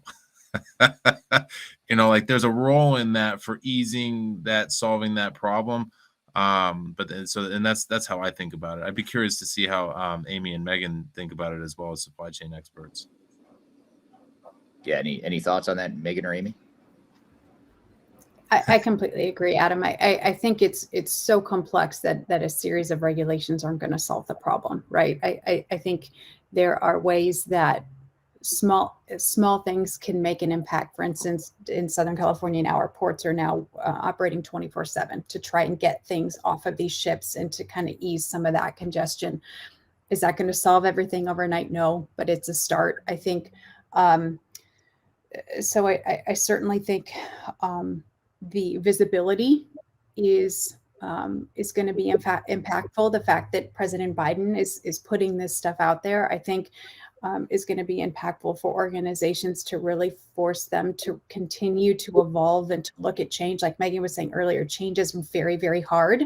But I think when there's this visibility on a global scale, I think it does, it helps drive some of those changes that are inevitably coming. So, yeah.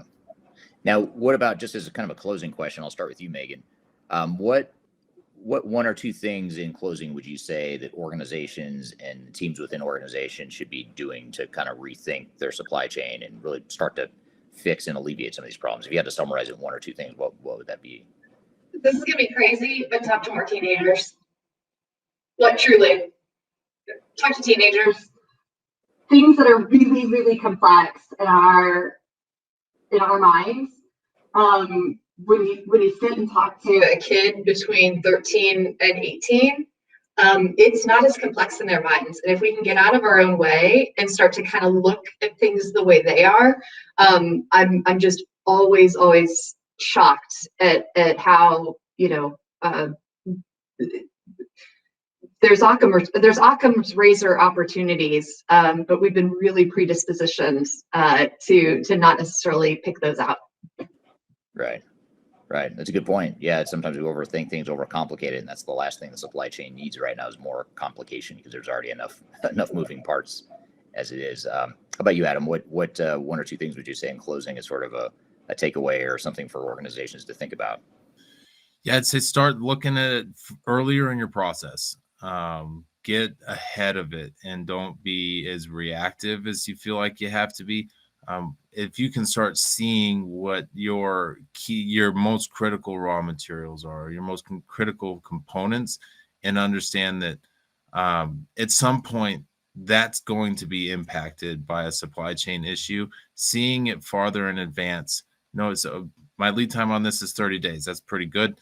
We'll look at it 60 days before that. Start to think about what happens when your lead times get expanded, because these panic buys and all those things, they happen fast. I mean, like, I don't think the great toilet paper shortage of 2020 is ever going to be forgotten.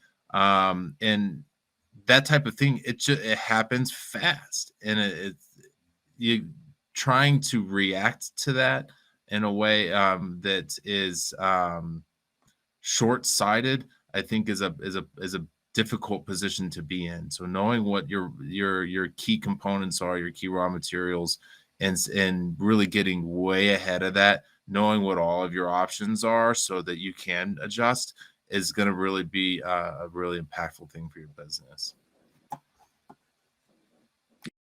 Yeah, absolutely. How about you, Amy? What closing advice or recommendations would you have for organizations? Yeah, I would just say leverage the digital tools that are available to understand these multiple dimensions of risk across your organization, and leverage that to be more strategic, to plan for these things. They're going to happen. This has, the fragility of the entire supply chain, the global ecosystem has been exposed. And so now it becomes kind of this new era of planning and managing to that, and changing, particularly large organizations. It's very, very difficult to do, but we're starting to see that, and I think it's going to continue to evolve. But I would just say to leverage the digital tools to manage the risk, and to figure out what that means for your organization and plan around it. Yeah, absolutely. I'll jump in kind of on that, and I would go one step further, Amy, and this kind of goes with my teenager thing, is leverage digital tools that don't suck. Like, and I say that with all love, because I think what's really interesting is, as consumers and people out in the world and on the weekends, like, we have our phones and we're like chilling in Mint and Uber and like really good technology. And then we come in on Monday morning and we sit in front of our mainframe, and we're not demanding, the same level of user experience and visibility and accessibility and those sorts of things. And so, I think one thing that's really important for teams to realize is that you're going to be more effective when you're working kind of, quickly.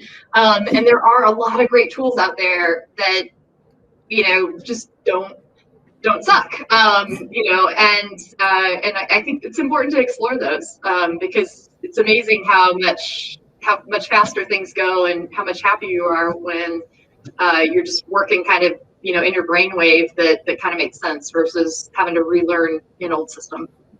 It's kind of that old adage, like work smarter, not harder, right? Like let's be more effective in what we're doing and how we're doing it across the board. And there's nothing wrong with getting simple. There's a comment in the Post-it notes. Yeah, right. Exactly. There's a comment here. What about trying to shorten supply chain? That's a great idea, right? If you can get more direct, you can simplify this problem. Not only do you reduce your exposure to it, but you improve your ability to be responsive. Yeah, absolutely. Yeah, a lot of good stuff here, and this is all interesting timing, especially as we come up on the holiday season for much of the world in November and December. That's part of why I wanted to have this roundtable with you all here today. So this is great stuff, and like I said, I think I definitely want to do a part 2 with you guys if you're open to it. I think there's a lot more we can dive into here. So want to thank you for your time. This is really good stuff. Really appreciate having all 3 of you on the show here today. So thank you very much for being here. All right. Thanks, Amy, Megan, and Adam. Really good conversation. I love the topics we covered there, and some really good stuff to unpack and a lot to absorb, quite frankly. So we're going to take a quick break. When we come back, we're going to debrief some of the findings from that discussion. And then we're also going to queue up our next guest, who will be on later, talking about pains in the supply chain. But before that, we'll take a quick break. We'll be right back with more Transformation Ground Control.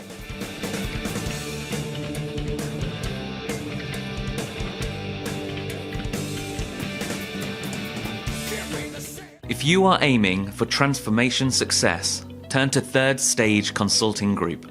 Third Stage's independent and technology agnostic consulting team helps clients define their digital strategies, define their roadmaps, and manage their transformations. With offices in the US, Europe, and Australia, our team helps the world's most forward-thinking organizations through their transformation pitfalls and risks. If you are embarking on a digital transformation or business change initiative, contact Third Stage Consulting to see how we can help you reach the third stage of transformation success. Learn more about us and download independent reports, videos, and other best practices at thirdstageconsulting.com.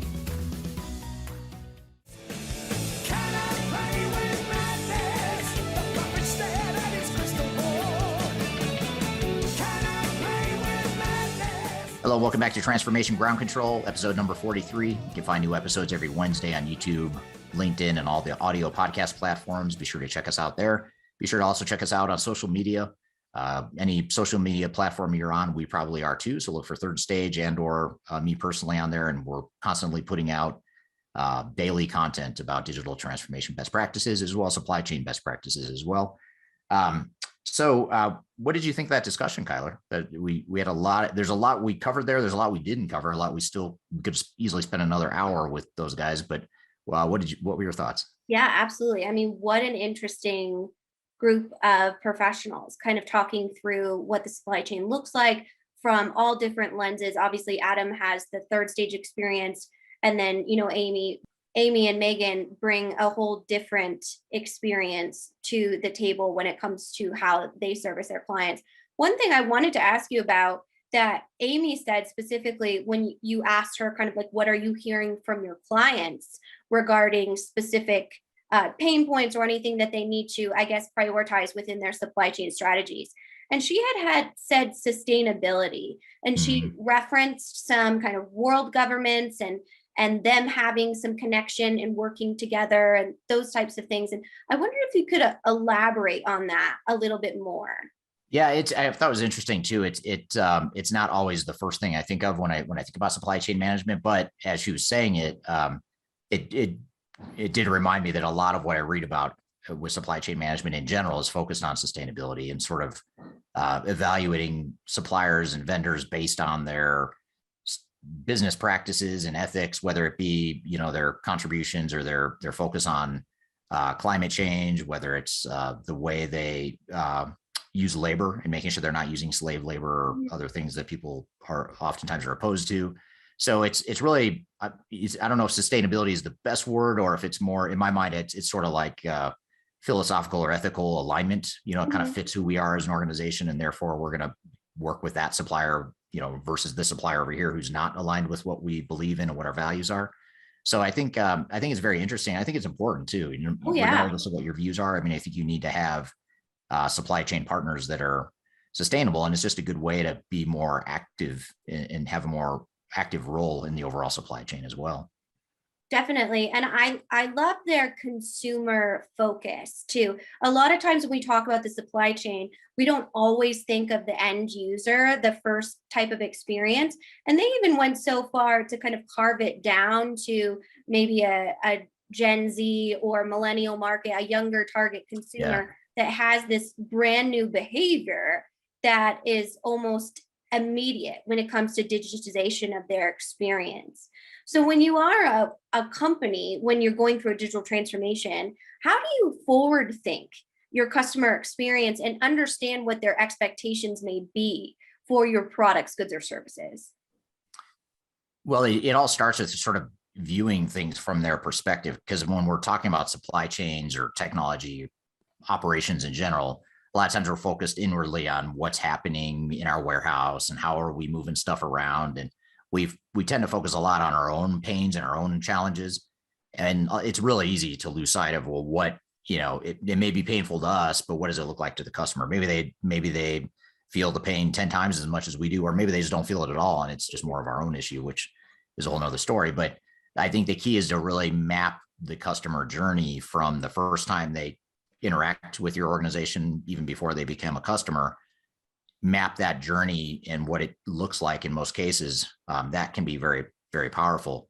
And there's a few ways you can do it. I mean, some of the qualitative ways you can do it is to sit down with some of your customers and walk through that interaction and qualitatively understand sort of what that experience feels and looks like. But then there's also quantitative data you can use too. Like I know one thing that we do at Third Stage is we do business process mining as one of our service offerings as part of our business process management tool set.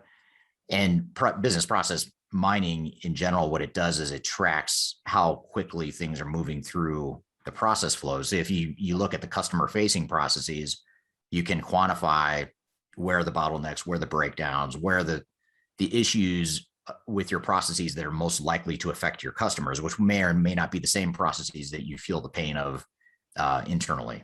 So anyway, those are a couple things that come to mind along those lines. Definitely. I think that's great advice, and that almost customer centric, mindset to make sure that you are understanding what their experiences and their behaviors. I also loved this group because both Amy and Megan, even, you know, not together, do such a great job of explaining a very complex process in ways that we can understand. So utilizing that data to go in and give organizations the opportunity to not only see, okay, you know, you can create some variation in your supplier, vendors, those types of things that we're kind of used to for business process management metrics, but they also bring in the human side of the business and saying, you know, you might have an issue with your overall culture because of this specific metric. And I didn't know that was even a capability until kind of Amy was talking us through craft and what that looked like. So can you talk a little bit more about, is that a trend that you've been seeing, is kind of monitoring from a data perspective the human interactions within your organization? Honestly, whether it's a trend or not, I don't know, but I think it should be. It's a positive thing that I think should be more of a trend. In fact, I honestly didn't know a lot about those touch points and the technology that her company provides at Craft. I wasn't familiar with that technology before I first had her on this podcast several months ago. So it's that's the beauty of doing a podcast like this, is you can always have interesting guests, and I'm always trying to constantly push my own knowledge and try to bring on people that I learn from, thinking that if I'm learning, I assume others are going to learn some as well.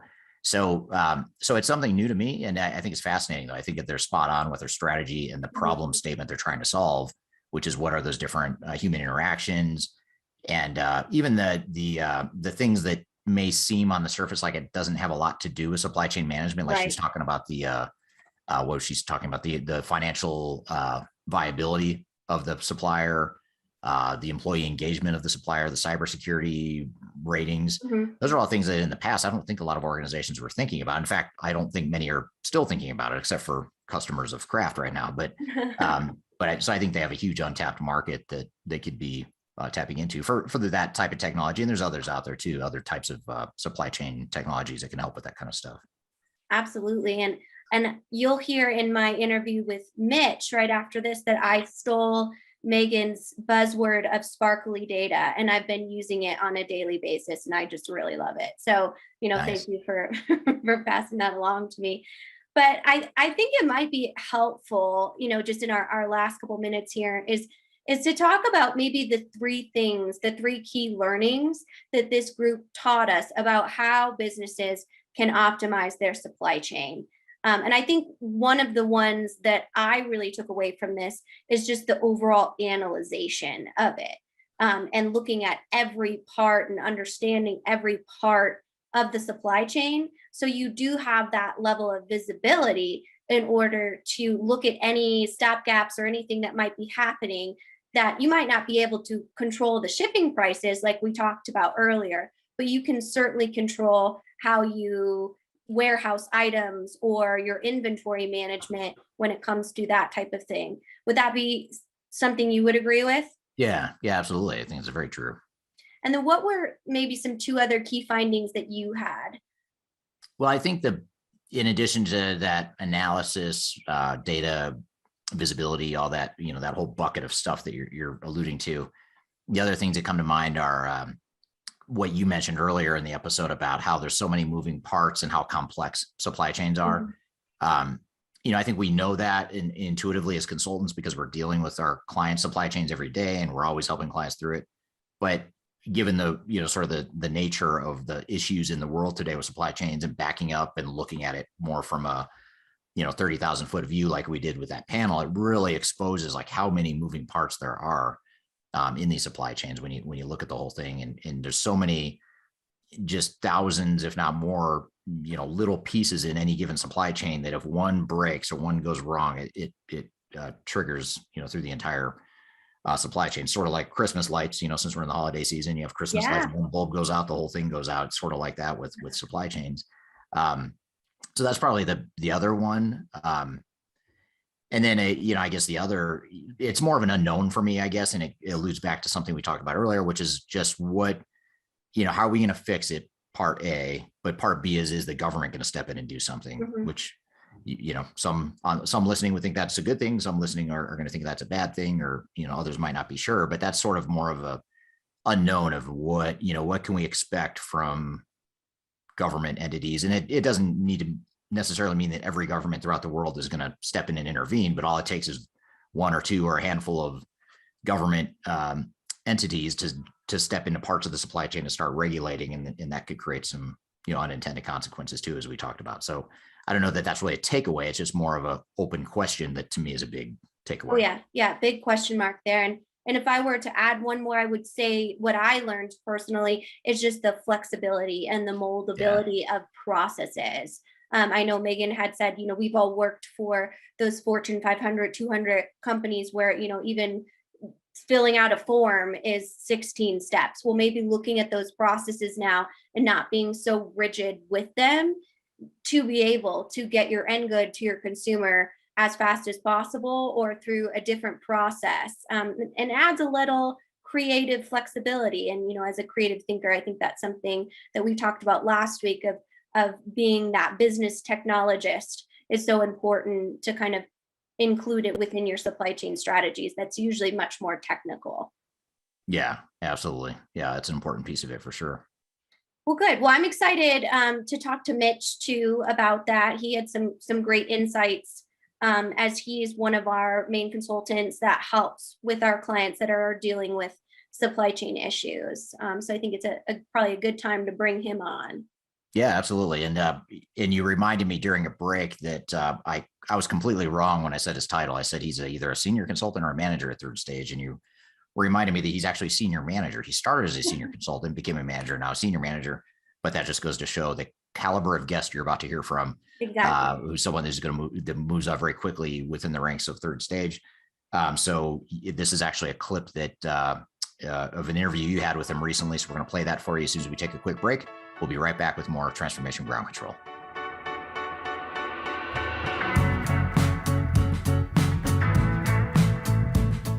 If you are aiming for transformation success, turn to Third Stage Consulting Group. Third Stage's independent and technology agnostic consulting team helps clients define their digital strategies, define their roadmaps, and manage their transformations. With offices in the US, Europe, and Australia, our team helps the world's most forward-thinking organizations through their transformation pitfalls and risks. If you are embarking on a digital transformation or business change initiative, contact Third Stage Consulting to see how we can help you reach the third stage of transformation success. Learn more about us and download independent reports, videos, and other best practices at thirdstage-consulting.com.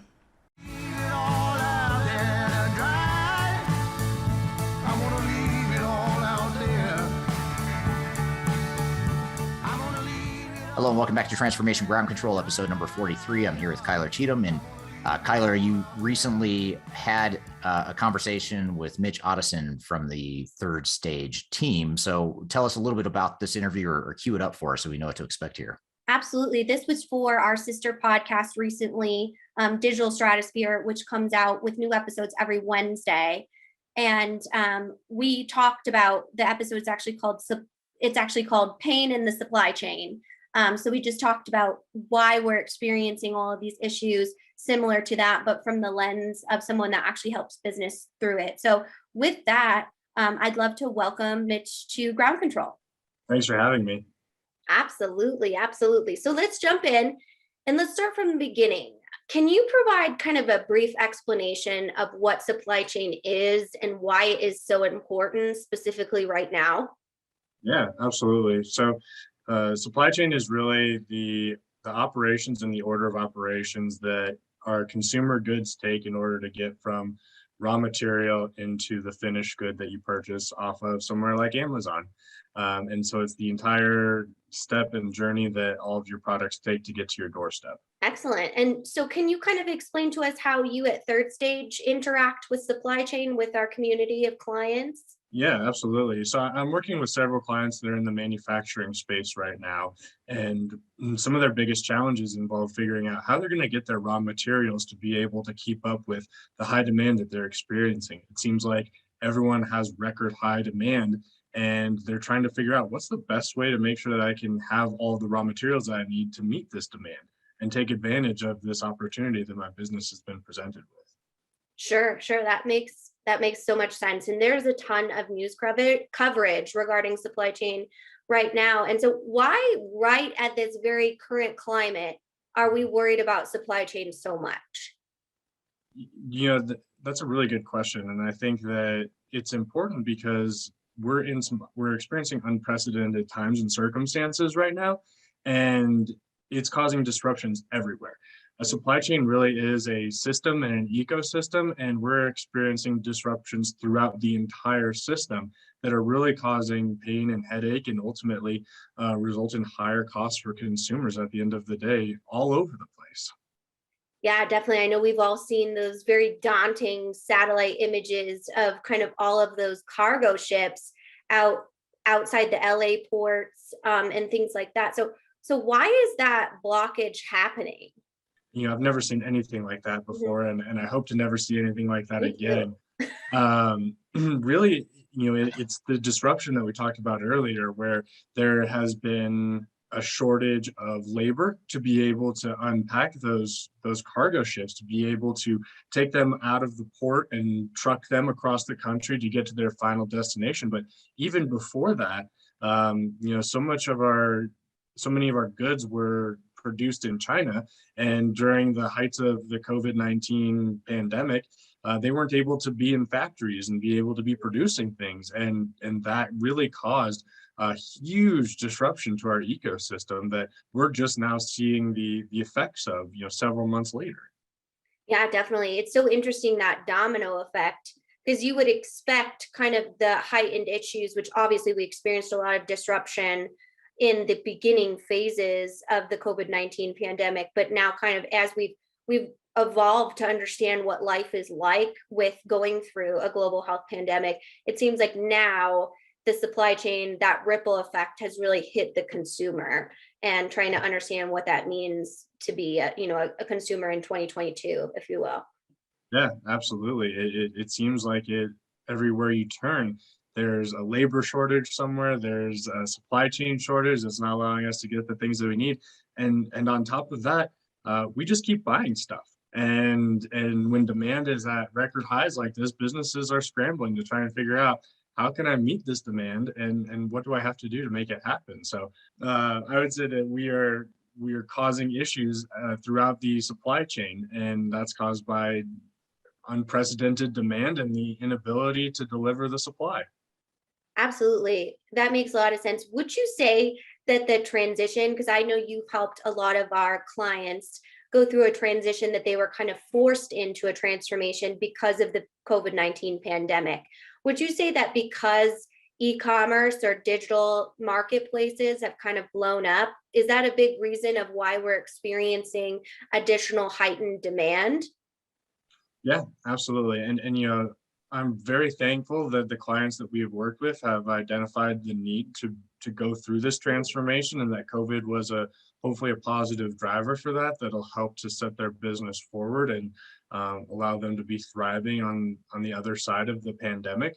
But I think it's e-commerce.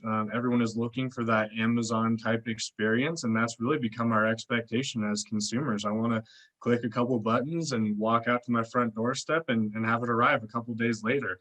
In addition to that, like we talked about before, the demand for just about every single product is really high.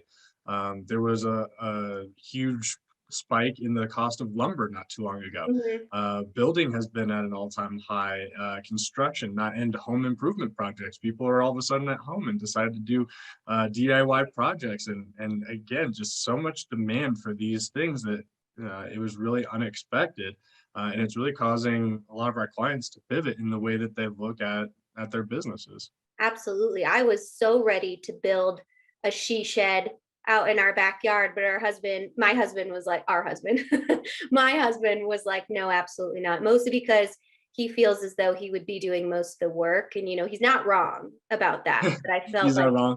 No, he's not wrong. He's much more handy than I am. But that is such a good point, because we've been focusing a lot on our third stage content side and just infrastructure planning. So those high growth industries, like you just touched on, construction, building. And then we've also seen a huge amount of growth in renewable energies since the pandemic, and then aerospace and defense and what those look like. So definitely go kind of check those out. We have a few blogs and videos on those. And Eric and I kind of talked about the chip shortage as well, which has caused, obviously a huge disruption in many of our technology product development. So probably the most important question of the day, Mitch, as a dad, is Christmas canceled?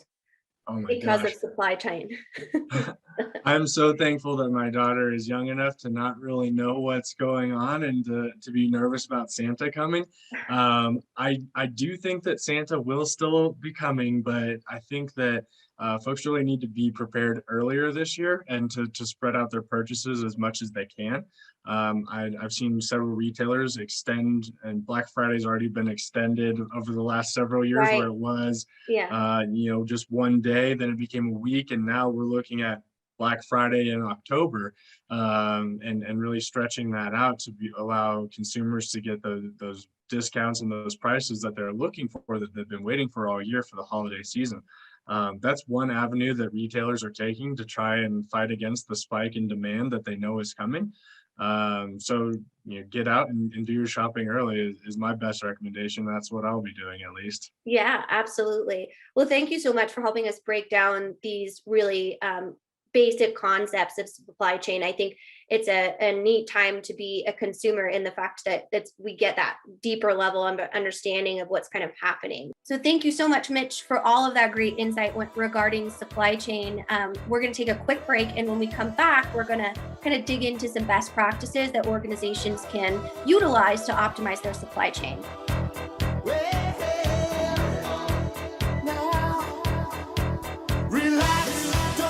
If you are involved in any sort of digital transformation or business change initiative, you will want to download the 2021 Digital Transformation Report.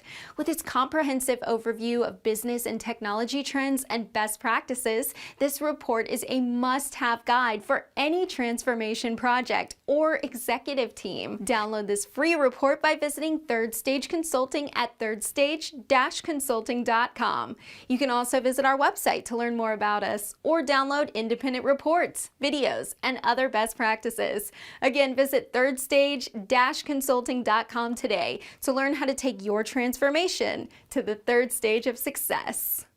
Relax, don't do it when you want to go to it. Relax, don't do it when you want. Welcome back to Transformation Ground Control. I'm Kyler Cheatham, having a conversation here with Mitch Ottoson from Third Stage Consulting Group about the pain in the supply chain. So with that, Mitch, let's jump back in. We talked about consumers and what their experience was with these supply chain disruptions, but I want to know about organizations. How have they been influenced by these issues?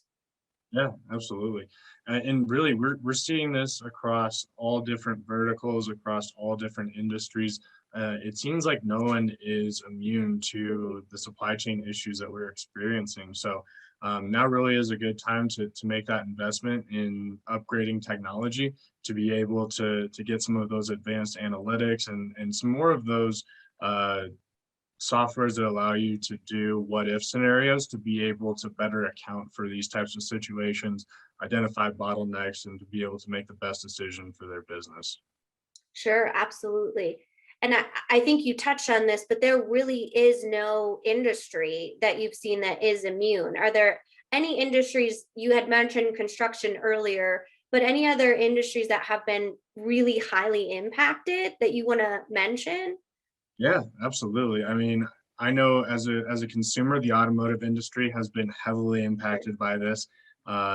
We were looking for a new car, and it was insane the amount of prices that we were up against, lack of deals that were out there. It's unlike any environment that I've ever seen when buying a car. One of my clients that I'm working with right now is in the aerospace and defense industry, and I thought, hey, maybe they might be somewhat immune to this, but the electrical components, the parts that they need, all the way down to the special adhesives that they need, all either come from China or their raw materials come from China, and their suppliers are having a hard time getting stuff over to them. So it really is a challenge for just about everyone, and it impacts just about every business that I've come across. Yeah, definitely. And I think it's so tough because a lot of times people say, well, just switch suppliers, but that's never been an option before. It's not a high competition area. You know, usually there's just one supplier with those raw materials or those pre-assembled raw materials, right?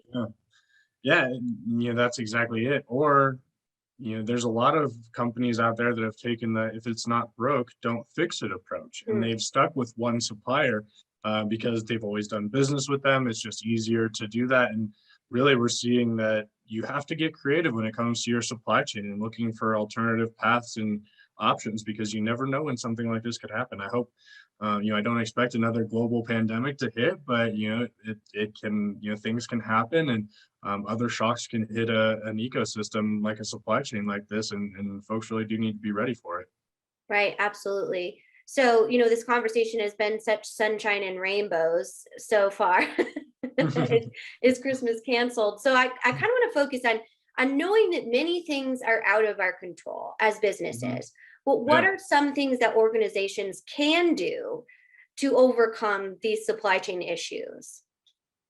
I think it really gets down to some of the basics. I think it's important to note a lot of folks or a lot of the experts aren't expecting the supply chain woes to go away anytime soon.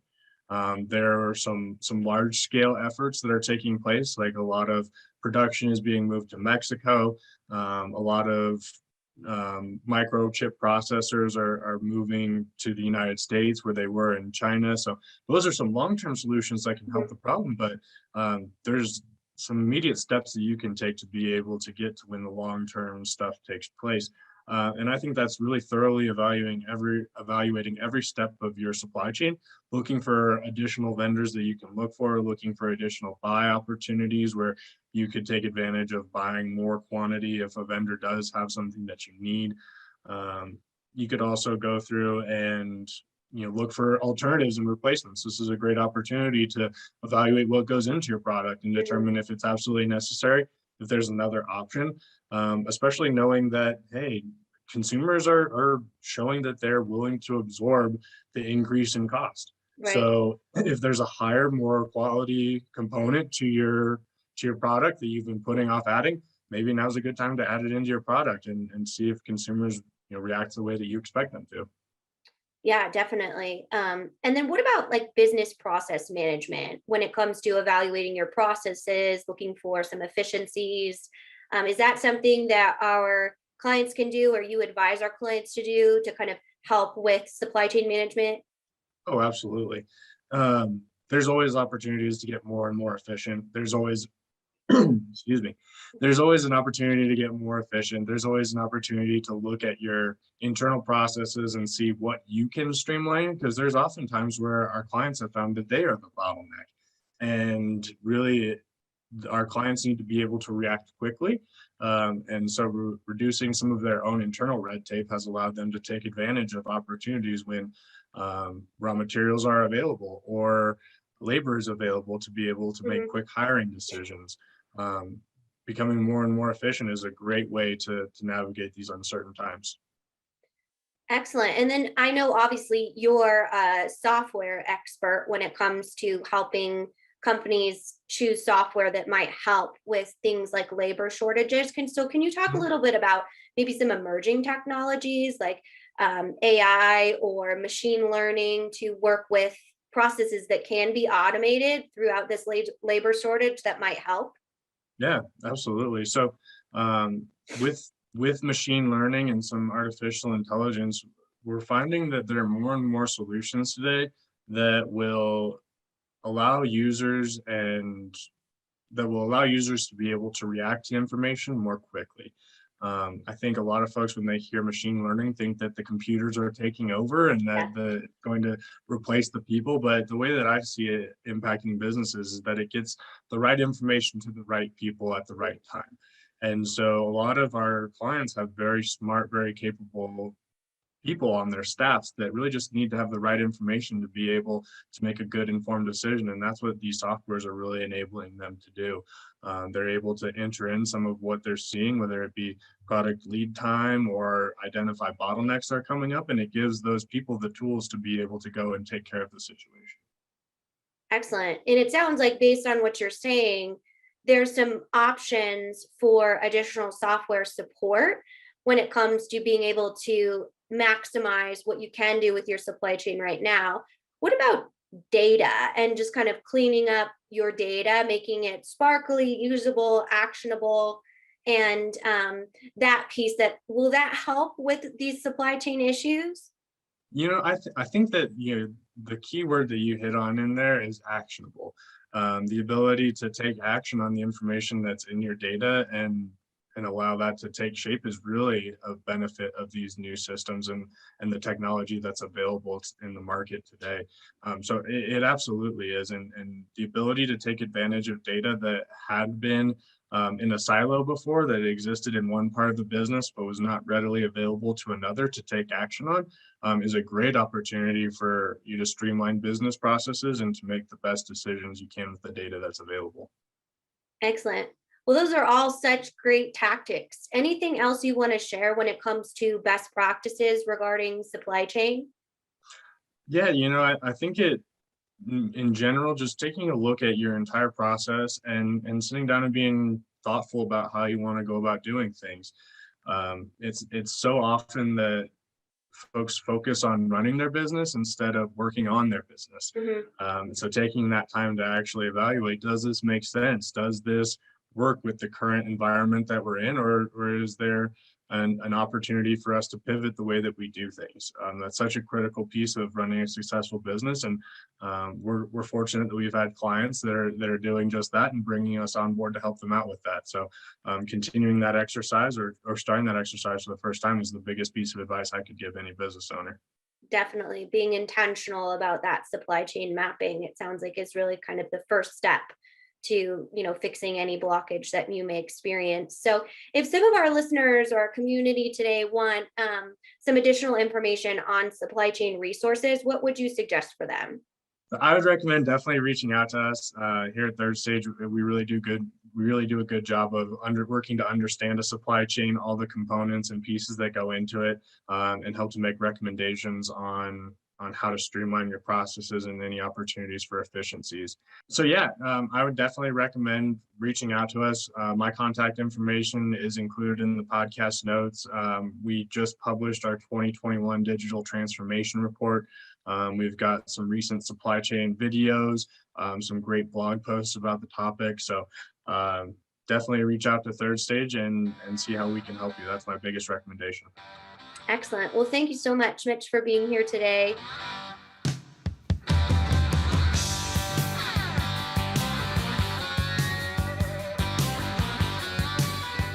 If you are aiming for transformation success, turn to Third Stage Consulting Group.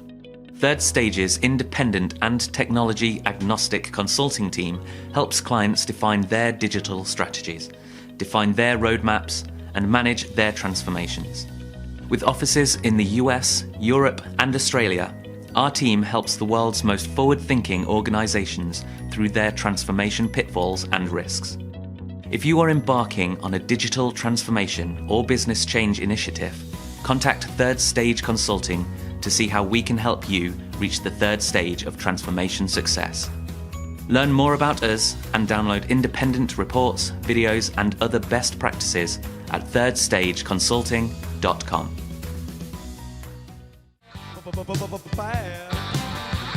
Bad to the bone.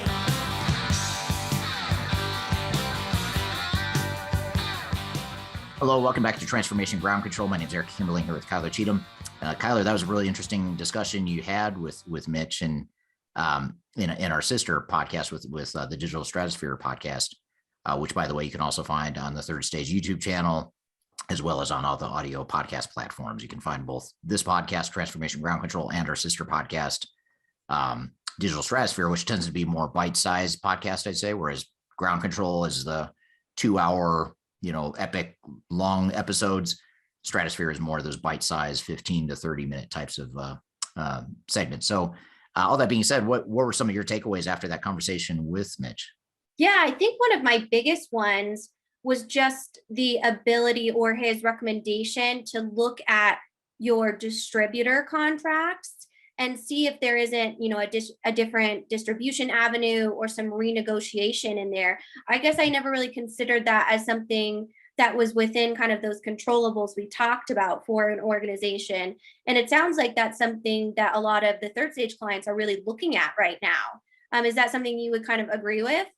Yeah, I mean, I think right now a lot of our clients are doing just about anything possible to really get a handle on this, the supply chain efficiency and effectiveness and flexibility and transparency and all that stuff we've been talking about. One thing that Adam mentioned in the panel discussion earlier that sort of aligns with that same mindset that Mitch brought up is the example he gave in the panel discussion about how one of our clients had recently bought a pallet manufacturer because they couldn't get enough pallets. And that's another example, by the way, of one small little, seemingly tiny little detail in your supply chain that shouldn't cause a lot of problems, but it does. If you don't have pallets, you may have all the products available. You may have the truck sitting outside ready to ship it. You've got the container to load or whatever, but you don't have pallets to load it. That's a problem. So that's another example, though, of what clients are doing. They're getting real creative and innovative about how they get that vertical supply chain integration or, better handle on the supply chain, whatever they need to do to make that happen. So it's a good example. Yeah, I guess I didn't know that there was so much diversity, like to an extent that you really can get creative in working with. So for example, he gave that example of maybe you use for a little while some higher quality material And the customers have already proved within a specific industry with insights that they're willing to absorb that cost in order to actually get the goods that they need when they need them. And I never really thought like, oh, maybe you would use a different manufacturer for the plastic or those types of things. That really takes kind of getting out there and working with the diversification of your vendor core network. Yeah, and it also begs a question of, we started to touch on this in the opening segment, but we didn't go down this path. But if you look back to the trends from that began, I think in probably the mid to late 80s, I think it was. I was a kid, so I don't know exactly when it started, but somewhere in the 80s, I know that's when the whole globalization movement started, as far as outsourcing to other countries and sort of moving competencies outside of your home country into other countries. And the whole globalization movement really took hold in the 80s and 90s. And this is sort of where we're at now, is sort of causing people to rethink that. And I think it was already starting. I mean, there's a lot of populist movements happening throughout the world, like in the US and France and UK for sure, where there's sort of like a nationalist, populist sort of movement politically. So you combine that with all these supply chain issues. Now, all of a sudden, companies, I think, are starting to say, is it worth having to put a product or raw materials on a ship, on a container, having it sit there for 6 weeks until it gets to our port, and then it gets to the port and it sits there for however many weeks until they can unload it, and then it has to be shipped to our facility? Is it worth that, or do we potentially pay more and just produce it here at home in our home country? So I think I doubt we're going to go back to a total nationalist sort of supply chain, but I think it's causing people to rethink, to your point, is it really worth whatever savings we're getting, especially when those savings are becoming less significant over time as the standards of living, sort of increase in a lot of developing countries where a lot of the supply chain is based. All those things I think are sort of up for rediscussion or reimagination at this point. Yeah. Or where are those goods, right? Maybe you get them from a Chinese manufacturer. Maybe you've even moved them to, say, if you're a US based company, to somewhere like Tijuana. So you actually can go physically and get them without having to use freight ships and things like that. I think on the panel it was Adam, that maybe it was Amy, somebody said that they basically have a client that has all of their it was an A&D client that has all of their goods no less than 12 hours from them, which is pretty interesting in the fact, like, if you need something and that footprint is really shrinking, to your point, just because shipping is so unreliable right now. There's a lot of things that can go wrong within the actual transportation piece of your supply chain. So all great information. And I said it on the Digital Stratosphere podcast, but I just want to reiterate that Mitch is super passionate about supply chain. You can see he's very knowledgeable. So if you do have questions about anything that he said, feel free to reach out to him directly here at Third Stage, and we can also put you in touch with him too. Yeah, absolutely. That is good stuff. And, I think it's a good, you kind of reminded me of another thought, that in project management, I forgot what it's called. I think it's called the project management triangle, where you have cost, quality, and speed, or 3 dimensions of project management, but you can't have all 3 of them at the same time. You have to pick, do you want cost, quality, which of those 2 of those 3 do you want? You have to give up one of them. So I think that applies to supply chains as well. We have to start to think that, in the past, I think we've been somewhat not lucky, but it's just been a more stable world, a more predictable world up until 2020, to where we could get away with, low cost, high quality, and relative speed. But now I think what we're seeing is that with these fractions in the supply chain, you really do have to pick, what's most important to you, what are your priorities, and then adjust your supply chain accordingly. So that's a good, sort of a good takeaway that I took from that discussion you had with Mitch. Awesome. Yeah, good. Well, I hope, I appreciate, first of all, Kyler, I appreciate you and your content contributions on this. It's a very interesting topic. Every week's interesting doing this podcast with you, but this one in particular, I think, is very interesting, especially for much of the world right now. So I hope the audience enjoyed it as well. And be sure to check us out every week. Every Wednesday, we have new episodes of this podcast. on YouTube, LinkedIn, and all the audio podcast platforms. But as Kyler mentioned, we also have our sister podcast, which is Digital Stratosphere. That is also available on YouTube and all the audio podcast platforms. And we have new episodes every Wednesday, but we also have on Mondays and Fridays, we put out segments that are sort of bite-sized segments that I contribute to the Stratosphere podcast. So you can check those out as well. So thank you everyone for joining today. Hope you have a great week, and we will see you hopefully next week on Transformation Ground Control.